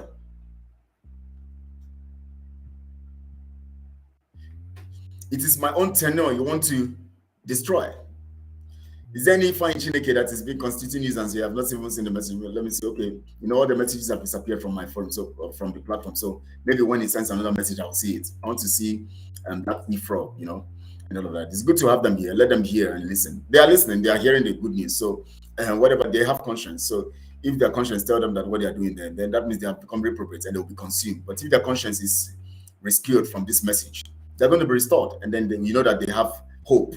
But once you are listening to such kind of message, you are still talking against what the person is doing and fighting the people. That means you have gone to the point of reprobacy, and that is the point of destruction. That's the point of destruction. You know what God said? He said, you know what God said? He said that because they refuse to retain God in their memory, that's in Romans chapter 1, verse 28. He said, because they refuse to retain God in their memory, he gave them over to a reprobate mind to do what is not convenient. Then they began to go into homosexuality and all of that because God gave them over to a reprobate mind, which means that the judgment for not doing the right thing, for refusing to allow your conscience do the right thing, is that God gives you over. The judgment is that God gives you over to evil, to continue to do more evil, because that is where your judgment and that is where your destruction will come. Because it is through that evil you do that you get your final judgment of destruction. So the reason why you see homosexuality everywhere and all of that, all over the nations of the world, and they are endorsing it, is because their evil has gone to the point that God has given them over to reprobacy, and that is how their nation is destroyed. You saw this nation talking about homosexuality and all the evils they are doing. They are set for destruction. So that's why we allow people to come here to listen to the message. We give them the message. But if the message is not able to prick their conscience, and they still hold on to the evil they are talking about and fighting the people who are giving the true message, that means they have got to the point of reprobacy and they are going to be destroyed. That is the judgment that have come upon them. So Phil Song says that, and the question was full of ignorance and childishness. Even 2 years old cannot ask. Yes, but now, yes, that's it. But now let me bring the narrative behind the question. The narrative here is that, the way Nigeria does things, when somebody is elected, they will now want to preserve their position. They don't want you to talk about anything that will create You know, it's not in my tenure. You cannot divide Nigeria now. That is my tenure. Solido have come now. He's preserving his own tenure. It's going to be his own 4 years, or maybe hopefully he's hoping to be there for 8 years. And not in my tenure. I must do everything to preserve it. He brings Ebibago. He brings people like Chinansa and all those people who said that they have repented from IPOB. That means they have repented from fighting their own freedom. He brings them together. He contracts them and says he wants to see what they can do, what they can bring to the table, and all of that. He gives them money. You know why? His own tenure has to be preserved. He wants to steal as much as he can steal, or as much as he could steal. He wants to remain there for power. I mean, for the time, he wants to remain there in power, not for power, in power for as much as he can stay, so that he will make what he wants to make. And so the same thing happened in Finland. The idiot said, why didn't you do it in your tenure? Is it now that this our new chairman have come in that you want to destroy, you want to put Sansan in his gari? The same Nigerian narrative. So that tells you that they are in the same on the same platter with the Nigeria contraption. That is the same mentality of the Nigeria system, fighting for their pockets. So it's about what their interests. It is my turn. It is my turn now. Why is it that you are coming to fight for freedom? In my turn, you want to disrupt the whole thing, want to destroy the whole thing. The same way also, after the man's tenure, the next person who comes also will say, oh, my tenure, it will be. That is how your freedom keeps moving and moving. That is how it is happening in the Nigeria contraption. Everybody who comes, the president who comes, or Passenger came when people were talking about referendum or talking about restructuring and all of that. He refused to allow it because he didn't want to get destabilized because of Fulani's interest and all of that. He moved it and made sure for the 8 years, they never talked about it. He was even seeking for another 4 years. Then his tenure left. And now that his tenure has left, you will now hear him talking about, and once in a while he will come out to talk about restructuring. We need to restructure, and the people must take their destiny in their hands, and the people must do this, and you can vote this other person because we are thinking of our destiny. It is still their interest, because even if they have left office, they are still making money. The money they are receiving as president and governors is still the same money they are receiving as allowance. They get new cars every 3 months or 2 months. They get every benefit. So they are still stealing. So they will not go against that. That's why I call Governor Tom a hero. He stood by his people, and even at the point losing his governorship seat. Yes, but I don't want to classify him as hero, because the only time you are heroic is when you now understand and identify the fact that you are not supposed to be part of the contraption, and when it begins to call for total liberation of the people. Not saying that the presidency should come and intervene. The presidency must prove that they're not part of this. When he knows that the presidency is part of it, when he knows that the presidency cannot do anything, when he knows that they're sponsoring evil and all of that, and he's still supporting election. So which means his stance is not yet correct, because he's still talking about election. Sorry, please let me take order. So that's the fact. That's the fact. So now that is the second point I brought out of that place. So it is all about turn by turn. When it is my turn, don't talk about anything that will cause problem. When it is my turn, please, it's my turn to lead. Don't talk about anything that will bring confusion or problem. In my turn, don't talk about it. When my tenure is through, you can talk about it. That is how they keep prolonging the issue of freedom. That is how it happens. That is how it happens. So now, let's go to the topic of today. I'm going to try to make it brief. Fulani has brought war to us, right? Fighting back or defending yourself means fighting back, right? I know we got that. So no reasonable person would dispute that, which means that if I am going to defend myself from somebody who is bringing weapons to fight me, I have to do something to take the weapons from them and get them down before they get me down. That's fighting back, especially when it's a fierce battle that you are caught in between. If it is something that you can run away, you run away when you know it's higher than you. But if it's something that you know you cannot run away, you must look for a way of defending yourself. That is where Biafra is. We are at the point of defending ourselves because we cannot run away from our land. We will not cede one portion, one inch, if there's a measure of inch in land. We will not cede 1 inch of our land to Fulani. We are saying it clearly, and we are not going to stop fighting back. We are going to fight this war. Now, let me tell you why this war is cheaper than allowing election. The war fighting back will stop Fulani forever. Because as soon as we get our sovereignty, we are not going to fight again to preserve us, to get freedom or sovereignty. Because that one fight that gives you sovereignty automatically puts you in a position to preserve your sovereignty. But some should start mobilizing men for war and peace. That's it. Maybe he's doing that secretly, maybe, because he knows what is coming, because he's reasonable. I think it seems to be reasonable. So maybe he knows that, but he's still just trying to play ball because he's still governor. He wants to still enjoy his position as governor. So you keep talking like he's still part of the politics. Then when he's out of government house, but then he would have gathered his militias and knowing that the war is coming. Now let me say this.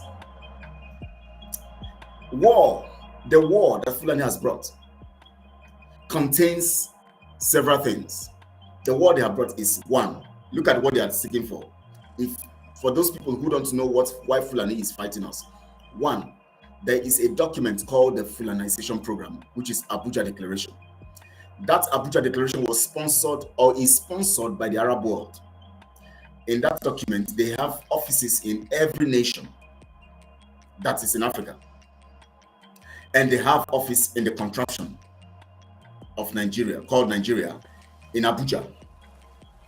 Now, the offices there are to administer the program of conquest of Africa. Please, let's get this right. And that program of conquest of Africa applies these weapons. One, they use politics. Politics is one of the weapons. Now, how do they politrick? Or how is politics part of it? They decided that every important position every important political position or any other position of the economy must be occupied by Fulani or a Muslim who is conk, and basically must be a Fulani, basically, except where it is difficult to get a Fulani. It must be a Muslim, and that Muslim must have sworn the oath to defend Fulani and Islam. So the politics is the first instrument, the weapon. Now, those people who are appointed in those political positions are those ones who are going to control the resources of those nations and make sure that they generate enough funds in spite of the budget of those nations, shoot the budget, project the budget of those nations, make sure that those budgets of those nations become bogus at all times, and keep borrowing money from China and other places to say they are funding projects, whereas those monies are gathered for the sake and for the purpose of conquest. So that Abuja Declaration gave them the political design of how to approach conquest. They will take over positions and make sure that they use those positions to steal money from budgets and all of that, preserve them and send them forward to the office in Abuja and other places where they are needed.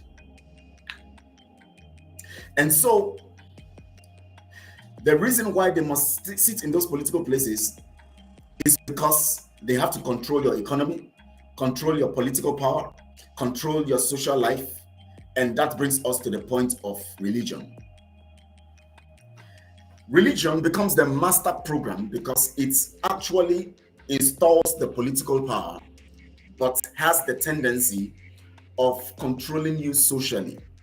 If you remember when I was talking about Usman Danfojo's program, the first instrument that he used in conveying, or the most instruments that he used in conveying and penetrating the people religiously, was social revolution. Social in the sense that you move into the people in a way that is easy to get them. That means you study them, you understand their psyche, you understand how they behave, you understand how they are, you understand who they are, and all of that. And then you move into them in that knowledge of who they are, using their belief system or their cultural, disposition. And in that manner of their cultural disposition, you all already understand that their belief system and their cultural disposition is connected or is hanging on the fact that every human being under the auspices of their culture looks forward to a higher power and authority over them, which makes the cultural disposition a full-fledged product of religion. So now every culture is designed under the auspices of religion, because religion represents that mind of every human that is longing for something higher than them. And because we always seek for something that is higher than us, we actually begin to get religious.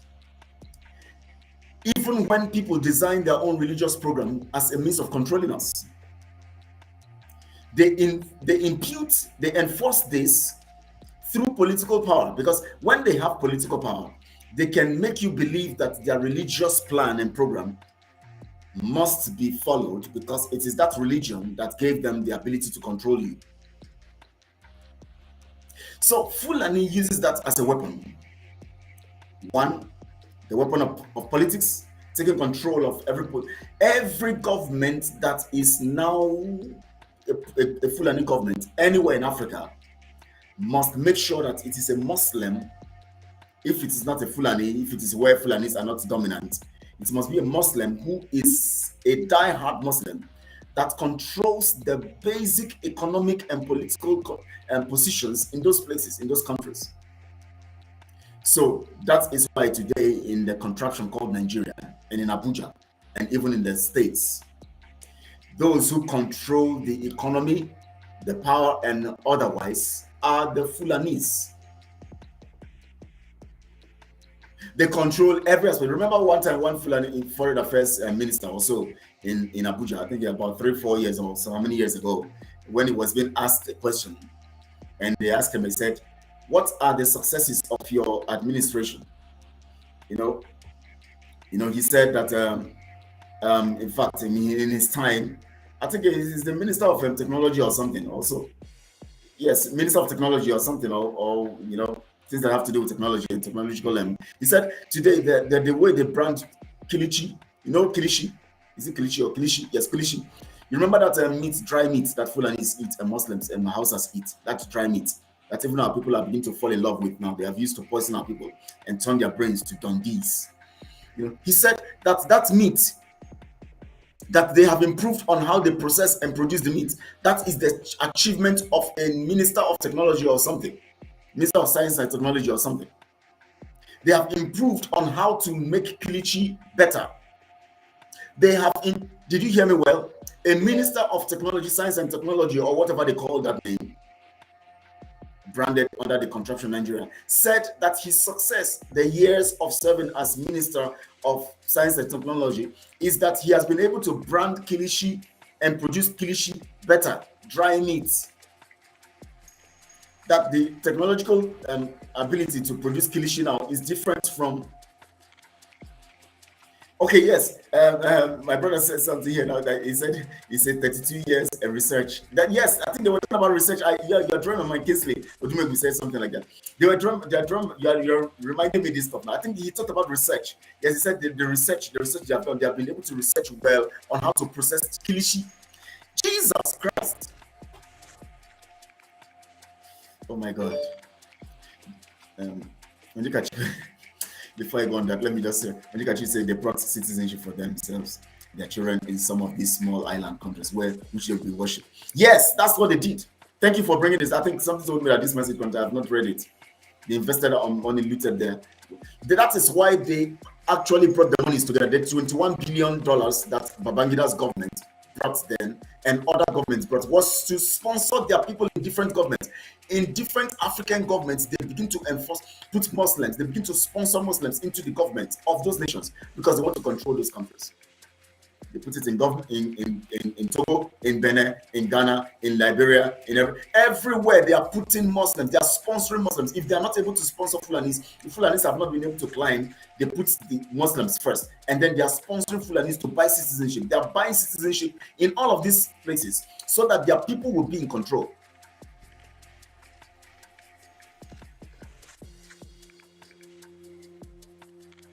They invest our money looted there. where they will exile with their families. That's where they are going to exile. Yeah, that's the plan. So they're going to exile there as soon as trouble comes. They have got citizenship everywhere. So that is the plan from that Abuja declaration. Then, socially, they approach you using religion. Because to actually get people to socialize in a way is to sell the narrative of your religious belief or your religious program to them. So, politically, they have taken over. Of course, you don't need a prophet to tell you everybody who is a Nigerian and those who are not Nigerians can have proof that today in Nigeria or in Abuja, the land Abuja that belongs to the Bagis, controlled by Fulanis now. Every position there, every top position, including other states, especially in the north and in the south, in the southwest, are controlled by Muslims. Even in the east or in Biafra land, indirectly controlled by those who are submissive to Muslims or who are the instruments of the caliphate for control. So which means that in the whole of the contraption, as long as you are in Nigeria, you are already being controlled by Muslims. Forget about all these ones, idiots who are saying they're Christians in the south or in Biafra land. They are Muslims. That's why you see them go to Ida Turban and all. They are Muslims. You see people like Masari and all that. Those ones are proclaimed it openly, but they are Muslims.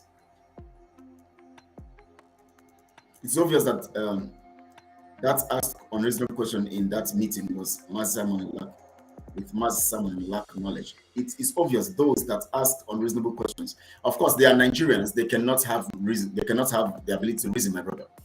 They are Nigerians, so we don't expect them to reason well. 32 years research. God have mercy. So now, the war they have brought to us entails political power, religious power, social control, and conquest.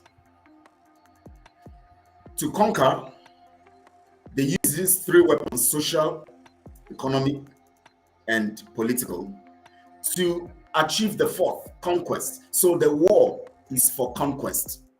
That means you will lose your land forever, you will lose your identity forever, you will lose your culture forever, you will lose your economy forever, you will lose your resources forever, you will lose everything forever. That tells you that the war they have brought to them is intended to maximally favor them. Now, resisting the war by fighting back will help you gain back control of your power, the politics, gain back control of your economy that they are coming for, gain back the control of your social life, which is, of course, religion is part of it, and then refuse and help you to resist conquest.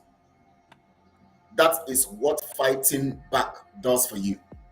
So in fighting back, you earn back, so not earn, you gain back, or you take back your political power, you take back your economic power, you take back your social power, you take back your religious power, and then you resist conquest. You are safe from conquest. That means what you are gaining is maximal. But when you get involved in election without fighting back, when you allow election, you will promote the political power of the Fulanis and the conquest, for conquest. You will promote the economic power for the Fulanis and conquest. You will promote their social control over you by Fulanis and their conquest. You will promote their religious control over you and their conquest. So, which means that what you are profiting by resisting is more than what you are going to lose by fighting back. So that makes it far cheap or cheapest. The cheapest approach is to fight back. allowing election is the most expensive thing that will happen to you. You will lose everything you are longing for.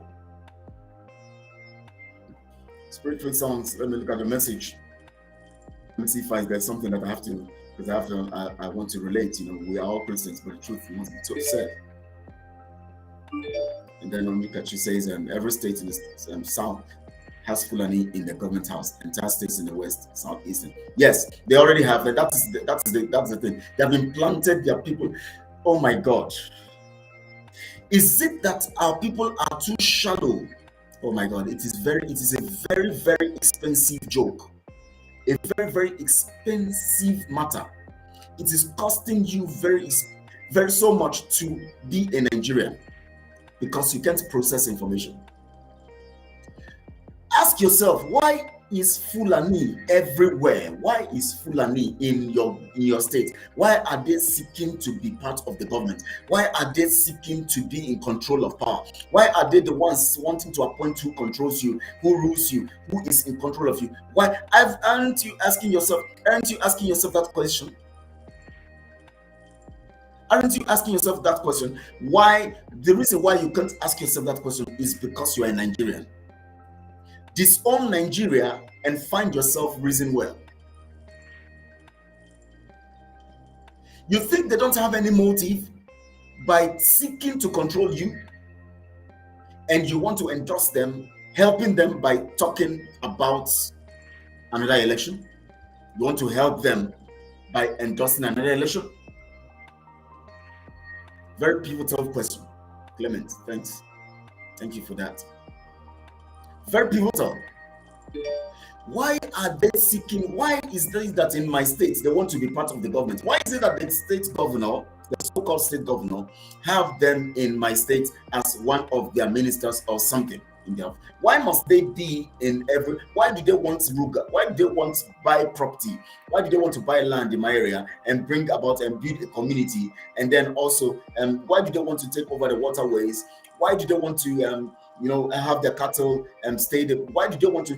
There is vast land in the north that is not being tapped yet, with numerous resources in them and with opportunity for pastoral work and all of that. Why are they concerned about the small land that belongs to the south?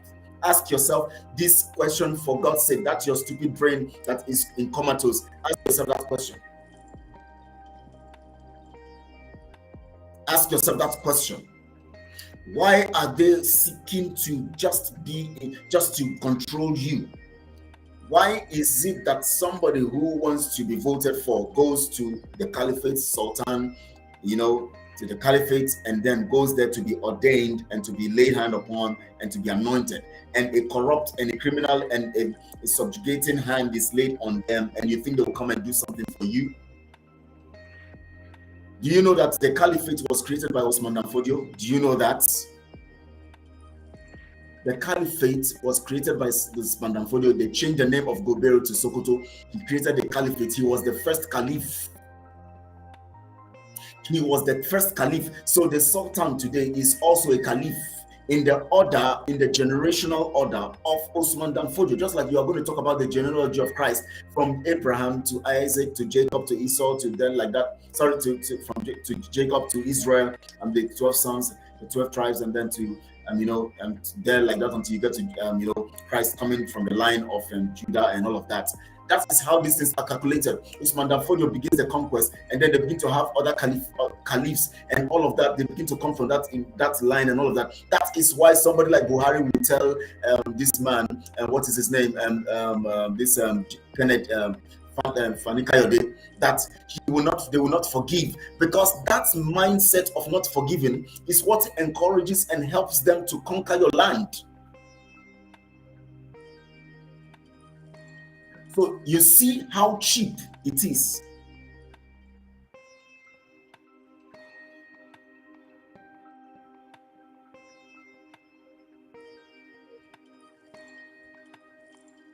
So you see how cheap it is to fight back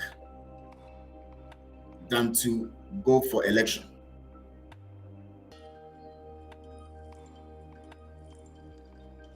You see how cheap it is to fight. That is why we say we will fight this war. This war that Fulani has brought. Because we know what the war means. We know what the war means. We know what this is. We are no more. They have brought the war. We are not. It's not something to hide again. No, anybody who is saying they don't talk about war. They have brought the war to you. You don't need to. You don't need to talk about it for you to know that they have brought it to you. So you should have to call it the name it is. It is war. And I've told you that the only way you know that you are in fight, in battle, is when somebody charges towards you with a weapon. Then you know that you don't have a choice. You just know that it is actually a battle. And the sophistication of the arsenal of the Fulanis, the kind of guns they are bringing, even when we were carrying flag, the kind of NATO weapons they were carrying, these weapons that they are carrying, is a proof that they have brought war to you. So what else? What else? You want them to come and announce it by the so-called federal idiots called government to say that we have brought war to you? You think they will do that?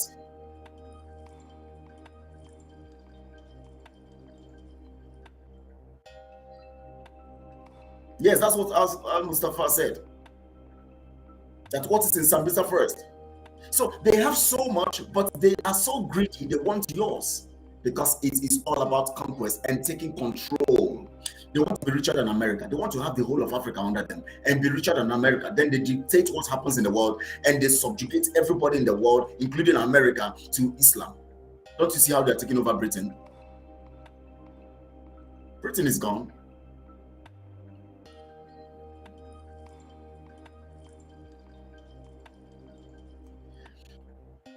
Don't you see that these people are after your life?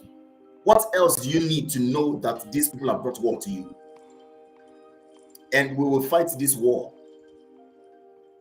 From the 23rd, they will begin to dance. We will play the music. They have played the music all this while. I watch my brothers and sisters, their neck being cut, their brain busted. I was listening to the cry of the other lady that as her neck was being cut as she was screaming. I was being taught in my soul. I felt the pain in my soul. I looked at her and I saw my sister. And you are telling me not to call it what it is? You are telling me not to say that it is war? You are telling me that we will just chicken into our shell and just go and join them to thumbprint on a paper after cutting the neck of my sister? You are an idiot. You cut the neck of my sister. You want me to come and thumbprint with you in what you call election? Your Fulanis who have cut the neck of my people will thumbprint. I too will go and thumbprint in the name of election. You are insane. That's the way you cut my people's neck. We're going to look for you. We're going to cut your neck. Not just your neck, your necks.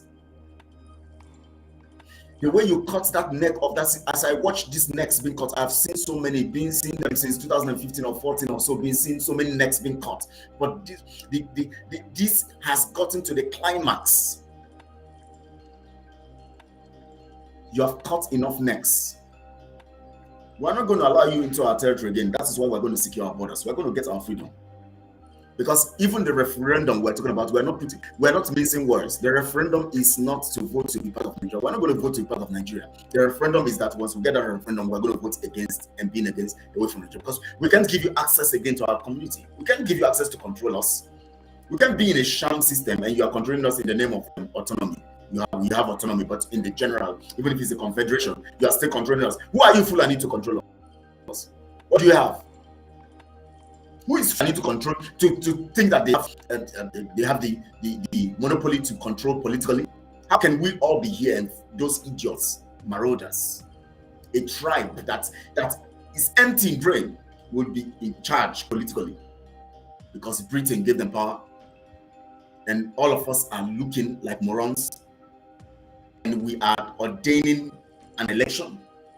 They cut your neck, cut the necks of your family members, cut the neck of our people, cut the neck of Block Mazina Bekano there, and then they are telling you to come and thumbprint. And some idiots amongst us are saying we should go and thumbprint. Then after thumbprinting, we can now start talking about freedom again.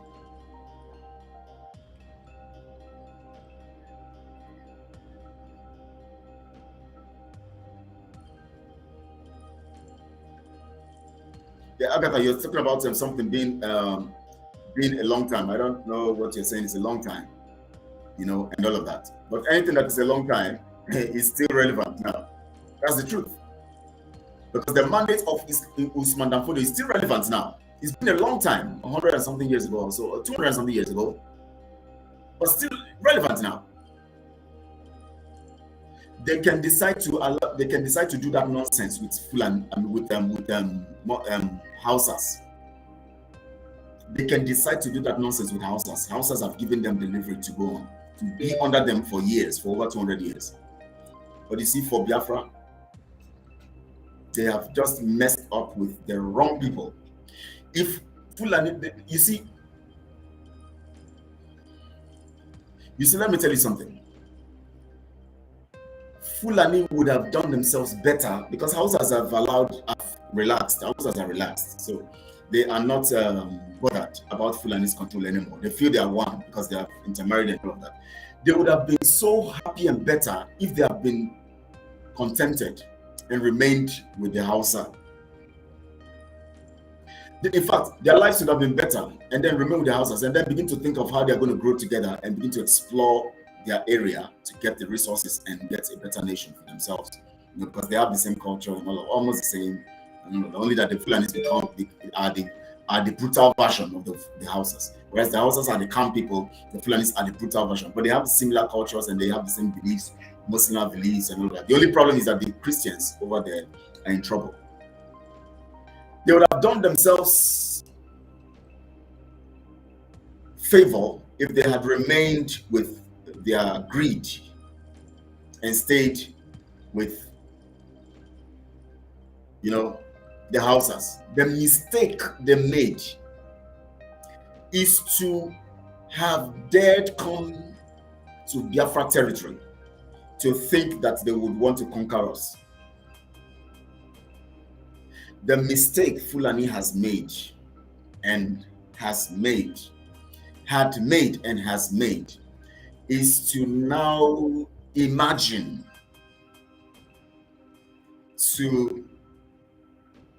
or think that Biafra land is a very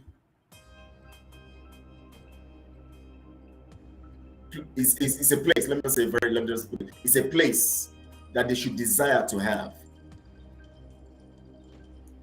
That is where their doom began. For them to even imagine it or think it and then begin to implement it, their doom began from there. See, we're saying what we're saying, we're not afraid. Because we can't have a nation existing before even Fulani, existing before Britain, the Biafra nation. Even if we were not bearing the name Biafra, we were bearing it about 400 something years ago. Before it was now reinstigated. A nation of people who have been there from the time of Egypt. Even before Egypt, we went into Egypt and we came out from our father Abraham, and then you Fulani coming out somewhere Futa Jalon, Futa the other part and Futa something, all those Futa stuff, coming out of that place to even imagine that you will come and conquer a nation of people who are wiser than you, smarter than you, more intelligent than you, more industrious than you, who are professionals. You don't have professionals. Who have the capacity to build anything. And you think that you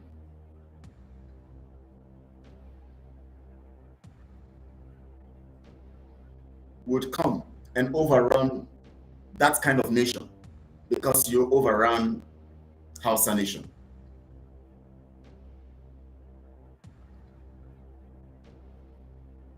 You think you can just come and over. I don't see. Let me tell you, Fulanis, that caliphates, and wherever you are found in the world, and that's those Arab nations that are sponsoring you. because they actually positioned you to use you to conquer Africa, and then they will now be in control. Let me tell you, the biggest mistake you have made is to dare Biafra, is to cut the neck of one Biafran, is to kill one Biafran. That's the biggest mistake you have made, because you have called for war, and that war will crush you. That war you have called for will crush you. You now worsen it by putting Mazi Nnamdi Kanu in detention. You now worsened it by bribing some idiots in our midst to capture Mazi Nnamdi Kanu, kidnap him, and extraordinary rendition him. That is the biggest. You now went too far after killing our people at Mpo, killing our people in high school, killing our people when they were raising flags, giving our people water, dirty water to drink through your zoo animals called soldiers, giving our people, putting our people, torturing them to death, raping our women, raping and dismembering our women, children, men. After doing all of that, you have the guts to kidnap Mazi Nnamdi Kanu, lock him there.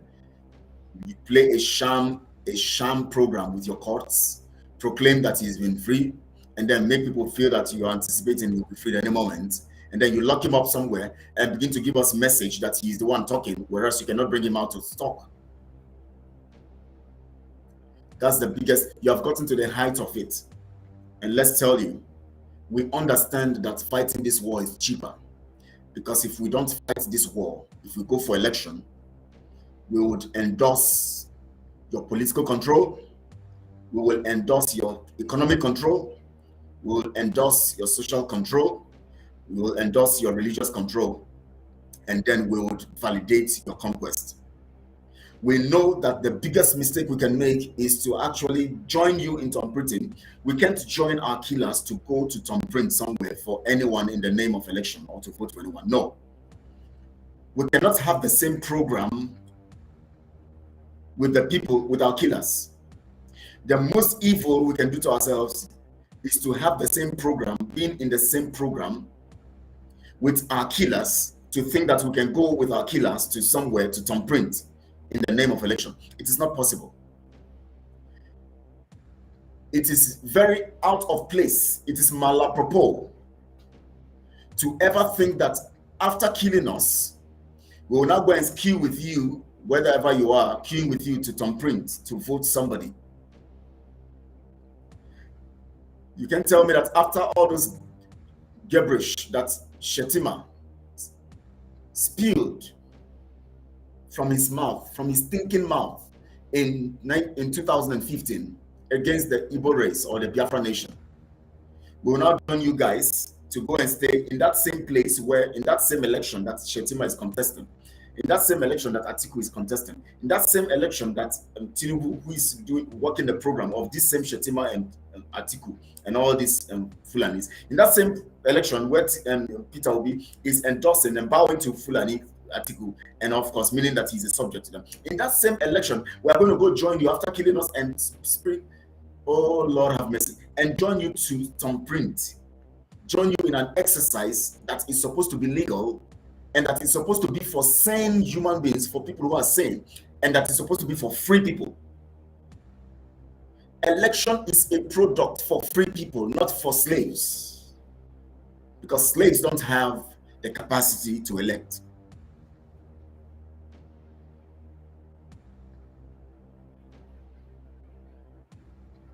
Listen to me again. Election is a program for sane, free people. It is not a program for subjugated and mentally deranged people. Because mentally deranged people don't have the capacity to elect. Because they don't have the sense of judgment to identify right or wrong.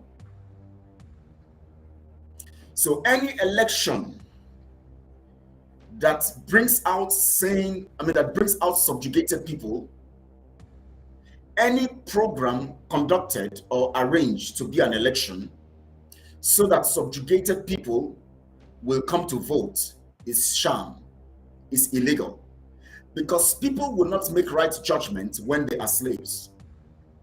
That is why we said we're not going to listen to anything Mazi Nnamdi Kanu says from the dungeon, because we know he's not the one talking. He's only talking from the spirit of that situation he's found, that you have programmed into him. And because Mazi Nnamdi Kanu will not even speak your words, that is why you don't bring him out to speak it to us. Even in your presence, Mazi Nnamdi Kanu, if you are killing him, he will tell you, he will speak what is on his mind. So that is why you're not bringing him out to speak to us. That's why you come to tell us that he said this. You see how stupid these Fulanis are. You keep somebody in there, we know the person is there. You're coming to tell us that he said this to validate your program of keeping him there. And yet you can't bring him out to say to us what you are telling us that he's saying to support you. So how stupid you are.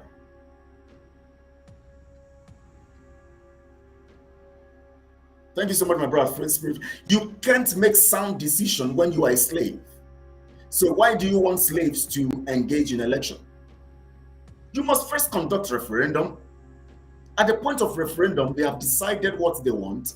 And at that point, they have the mental capacity to process information and to decide what they want. And to choose who leads them. So the cheapest thing we can do now is to fight back and defend ourselves against this war, knowing the motive of the Fulanis of introducing this war. The cheapest thing we can do is to fight the war. Some of you are thinking that when we're talking about cheap, when it is cost and expensive and all, because people are dying. Do you know that more people will die if we don't fight this war? Do you know that this war we are going to fight will... Well, no, they can't kill our people. We're going to defend our land. We're going to defend the air, from land, from sea. So the war is even cheaper. Because without the war, if we don't fight back, they have access to our land. They have access to enter into our land to kill our people. But when we fight, we keep them outside our land and deal with them there. So we will save more lives in that regard. That means it is better to fight this war to save more lives. Because if we don't fight this war, they will keep killing us and they will kill more than what they have killed. If we fight this war also, we will save more money. You know why? The monies we use in buying weapons is far less than the money we lose being under this contraction. Do you know how many billions of dollars you lose every day? Those of you who don't have, those Nigerians who don't have the reasoning capacity to reason out things, do you know how many billions of dollars you lose every day?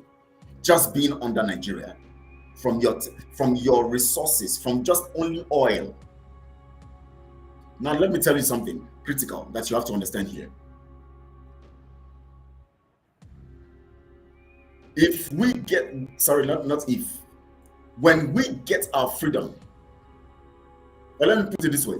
Do you know that 10% of the energy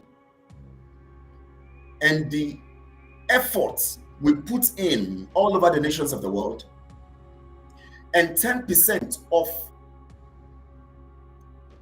that energy we put in trying to sustain Nigeria, if we put only 10% of the 100% that we put in to secure Nigeria, and the effort we put all over the world to try to meet and to make ends meet, and also to sustain our lives, if we put only 10% of these efforts that we are exuding all over the nations of the world and trying to sustain Nigeria, if we put only 10% of that effort in building Biafra in a sovereign nation, Biafra will be the best in the world. Only 10%. I can assure you that. Because you know why? At the point of our sovereignty,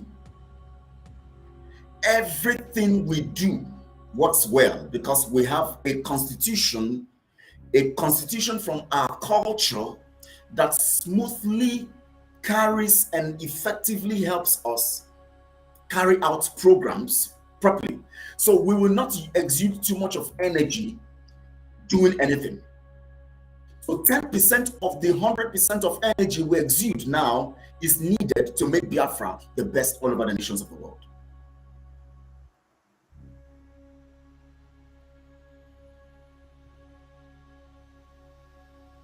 And that's the truth.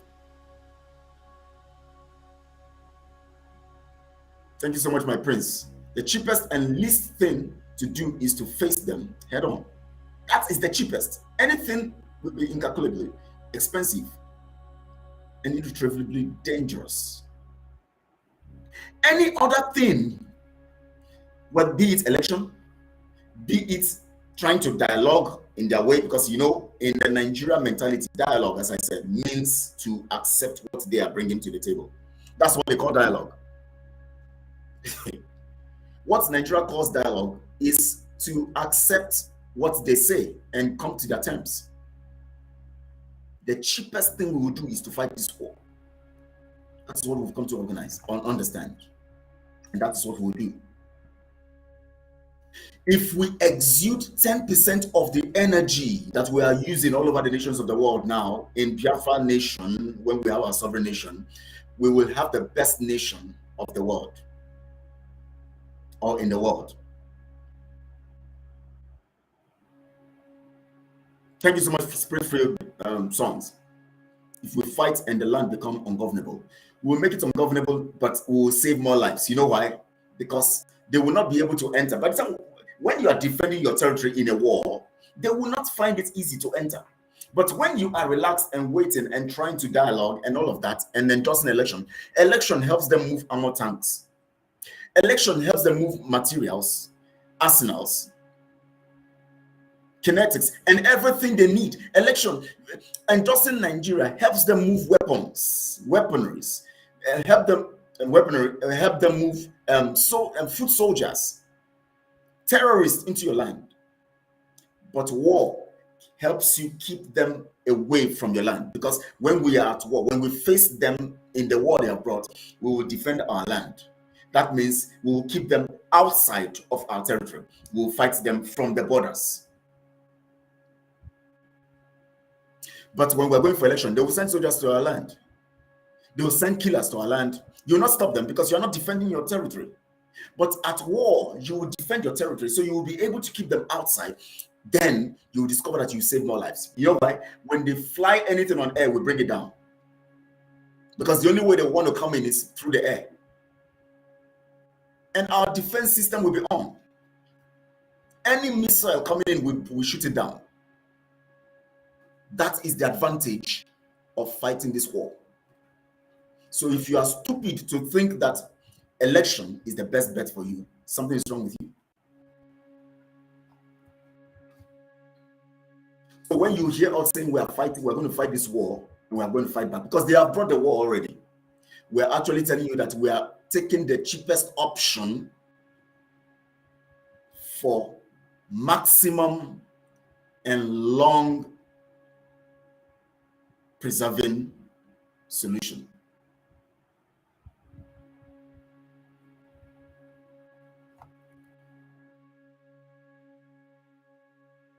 That's it. So when you hear us say, that we are fighting this war, it simply means that we have chosen the best option that will bring long-lasting solution to the issue of insecurity.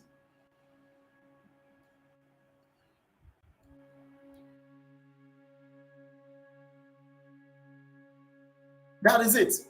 Election helps them to slowly perfect the mission of conquest, because election comes with the complete instruments of conquest: political power, social control, religious imposition, and then economic control.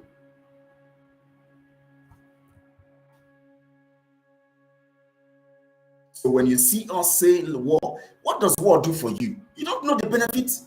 It saves more lives because they will not be able to enter. When you are not if you don't go back to fight them, if you don't fight them, they already are inside of you. But when we come to a war, we stop them at the border. The ones that are already inside are trapped. The ones that are outside will face our men guarding our borders. So the ones inside that are trapped know that they are in serious trouble. They will not be able to run away. They will be seeking to save themselves. Rather than coming to kill you, they will be seeking to save themselves. They will be seeking where to hide because they know they are trapped. The ones outside cannot come in. So you save more lives because they cannot come in to kill. But when that free access is there, the ones inside have courage because they believe that more is coming in. That's what they believe, because they know you are not fighting back. So they know more will be coming in. But when they know you have blocked your borders, they know that they that are inside are trapped. Their life is gone. The ones that are outside cannot come in. So they don't have, the ones inside don't have courage to fight because they know they are trapped. You see that our people, why are you a Nigerian? You should be an intellectual to reason things out.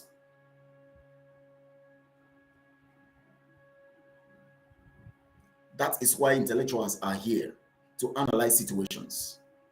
That is why we're here. So the cheapest thing we can do, the cheapest way to save ourselves is to fight this war that they have brought.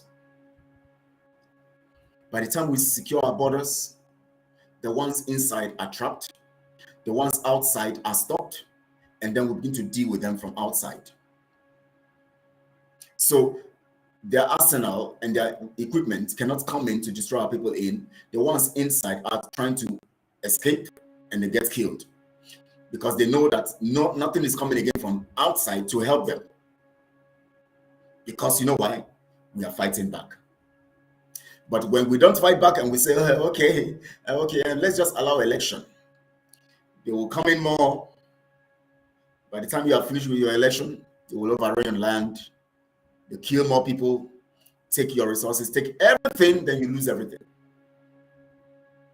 Take your women, rape them, impregnate them, kill the men, and impose Sharia on you. Because that is the program of the Abuja Declaration. I'm going to stop here for now because of time. I'm going to analyze on this further on Tuesday. Tomorrow we're going to have Prince Ezem here. 4 p.m. Biafra time. He's going to be speaking to us. And you're going to hear more from his own perspective. Because this time around, most of the programs we're doing right now, because we're coming close to the time of when we're going to unleash that real fight on them and fight them in this war. That's why you see that most of our preaching, almost everything we do, in spite of the fact that we have segmented days for segmented programs, we talk more on the fights so that we can help you begin to reason well. Today I was supposed to preach the Bible. I was supposed to come with scripture. But I'm preaching the issue of war because there is time for everything. They have brought war, and the scripture permits us to fight. Our God is a God of war. You don't know? Is it because Britain came to tell you that you should turn the other cheek? Our God is a God of war. By the time Israel was in fight, Joshua saw a man. I'll bring the scripture to you later. Joshua saw a man in the regalia of war with his sword and everything. Joshua saw him and said, "Are you for us or against us?" Because Joshua was ready, battle ready. He knew that this man looks like a general of war. He said, "Are you for us or against us?" The man said to him, "I am the commander of the army of the Most High." Joshua fell down and bowed down.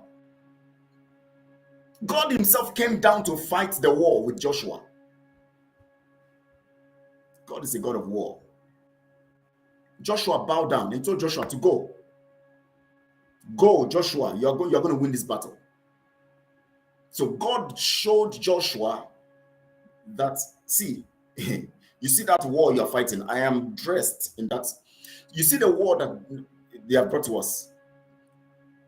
You see now that we're prepared in our mind to fight back, God himself is dressed in the armor of war. Because he needs to dress that way to help us win this battle. It's not even a battle, it's a war. The battle is already going in.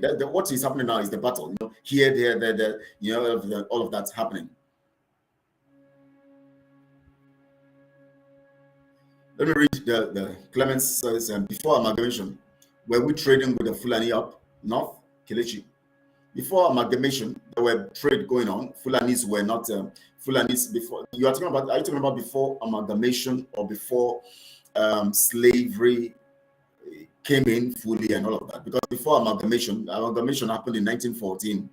There were the British were already controlling the territories, and so trade was going north south, and all of that. Even before, even before Britain came in, there was still trade going on. The Hausa nation, they were there, and all of that. Things were happening. People go here and there, travel there and there to do their businesses and all of that. So there have been this business and peaceful business before the Fulanis conquered the Hausa nation in 1806 when they first invaded and then took over through 1809 and 1809, not anyways, 1809 and all of that. So the conquest came, and then of course, that such kinds of things will hamper trade and all of that. But the Biafrans were still living their lives and doing their things. The Middle Belt were still, and then they were fighting wars and all of that. So during those wars, there were not things like trading and all of that. Biafrans were on their own until the British came in, and then they now began to do their own thing, bringing the two people together, doing the trade and forcing us together. We had nothing with the Fulanis before amalgamation. That's it. We didn't have anything, but we were doing business with the other nations before the Fulanis came and the conquest and all of that. So all those stuff were stopped, and there was no free flow of business anymore. We're not trading with the Fulanis. We never had a trading business with Fulanis. We never had any ties, diplomatic ties with the Fulanis. The Fulanis only came and conquered. We actually had ties with other nations, around us, like the Benue and all those places, and even the Hausa kingdom. There were trade going on before Fulani now invaded and took over. So the business have been going on. But when Fulani came in and the war began and they started fighting, we didn't have any issue. We didn't have any business with them. We didn't have any trade business and ties with them until Britain now came in and now started do the arrangement and brought everybody together, forcefully put them together and named them, gave them a business name called Nigeria. And then that's where we have found ourselves today. And that's why we have told Britain we're ending this. That's it. So I'm going to end this for today. Tomorrow, 4 p.m., be here for more teachings. Please like this video right now, share it on all your social media platforms, send it to people to listen so that they can get the facts from here, from the things we've talked about here. Let them hear this news and this story and this truth on this Hello platform, Biafra Global Network. Today, the Back to Base program. We didn't actually preach the Bible today because we're already close to the time of the war, even if the battles are going on right now. Yeah, Clement, thank you. So I hope you got the narrative very well. Thank you so much. I guess you got it right. So please, let's send this. And please, if you have not subscribed, subscribe. Go to YouTube. Go to, go to Twitter. Let's be friends. Let's follow each other there, one another there, and do the work of Him that has called us while it is day. This is the daytime that we have to do what we have to do and get the result of what we have to get. Fulani tried to invade our land before Britain came. Yes, they tried to invade. That is why I said the wars were going and the wars were. So there was war everywhere, battle everywhere. So these were actually, there was no business relations with that. They tried to invade and then they died, and all of that. Many of them were killed just without hands. They were killed. So things happened. Before Britain now came in and used their own ways to actually disrupt and scatter the whole process of the Biafra nation progress and success. And all of that. So I want to thank you all for joining and for listening. I want to encourage you guys to please share this.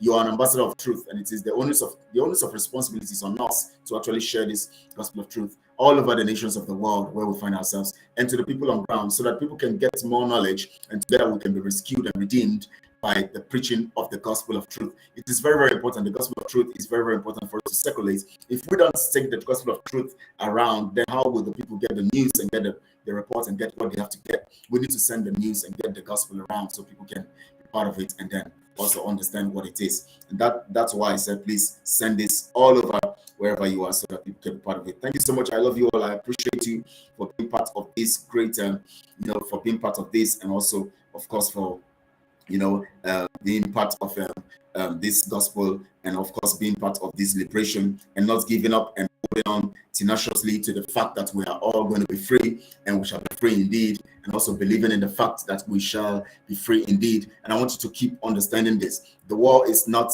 at this point in time, we cannot stop. We have to fight it. They brought the war, they have brought the war to us, and we are going to fight it, and we're going to end this nonsense once and for all, and this Nigeria contraption will end once and for all, and that's what we have come to do, and that is certain, and what we do, Thanks, Kelechi. Thank you so much, Rodney.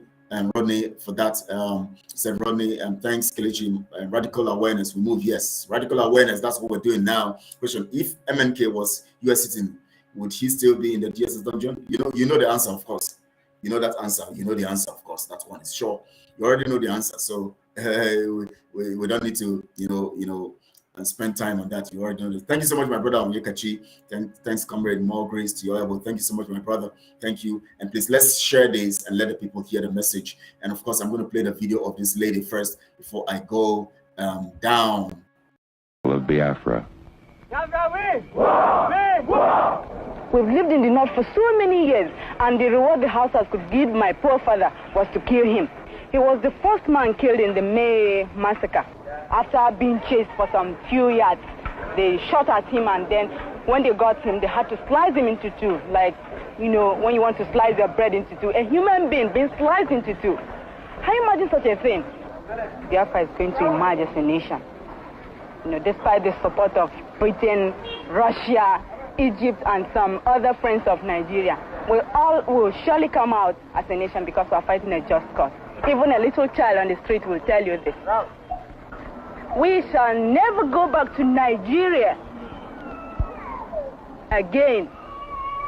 God's grace will surely emerge as a nation. And so, as far as this work,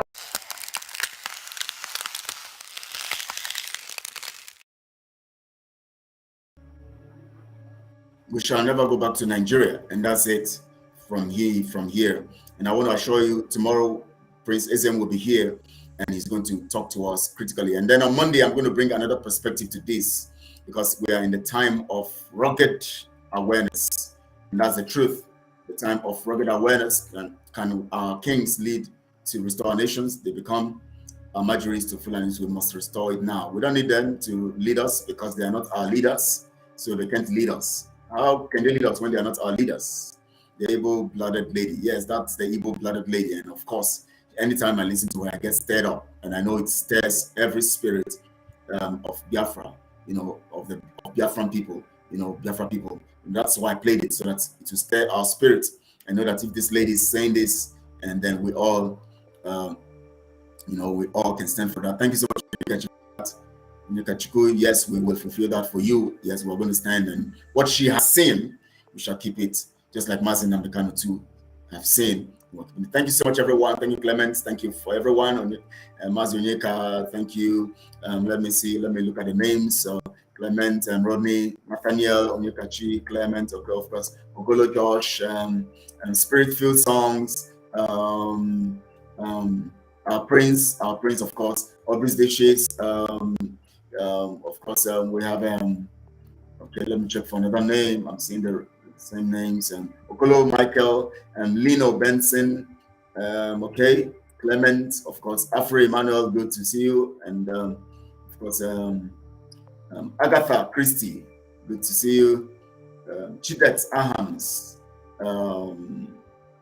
Okay, so those are the names of the people who sent messages. Kingsley Odumegu, John Almeida, of course, Mrs. Adazayon, yeah, so yeah, Ben and Emily Kechibo, yes. Okay, Christopher Mwafo, Obi Anyanechi. Okay, so these are other messages appeared when I refreshed. So all the names that came then, I may not have gotten some. So, and of course, I saw that. Of course, we saw she was the first person to send a message, which is Odiambo Noelin. Thank you so much, everyone. I appreciate you. See you tomorrow by 4 p.m. Biafra time, and of course, see you in Biafra soon as we celebrate. Remember, I am on Twitter. Just go check Kelechi Ambrose, so we can follow one. Tomorrow, we're going to be talking more on this particular topic. We're going to be looking at the importance of this war to Biafra on Twitter Space. I'm going to be on Twitter Space 10 a.m. Biafra time, 10 a.m. in the morning. If you can join in. Let's talk about it. The importance of fighting this war Fulani has brought to us. We're going to discuss it together, and we're going to analyze it from your own perspective. You can contribute from your mindset, and of course from your own perspective, you can join us so that you can contribute from, when we speak like this, more inspiration comes to people. So you can come from your own aspect of inspiration and talk to us on this, in this regard, and then we can run on this platter, on these templates. Thank you so much all. See you tomorrow on Twitter Space by 10 a.m. Biafra time, and also 4 p.m. on YouTube here by 4 p.m. Biafra time tomorrow, as Prince Ezemi Henacho will be here to talk to us. And also on Tuesday, I'm going to be bringing another perspective to this. Of course, it's going to be wonderful. So thank you all. I appreciate you. Enjoy the rest of the day. Chukwu bless you. Real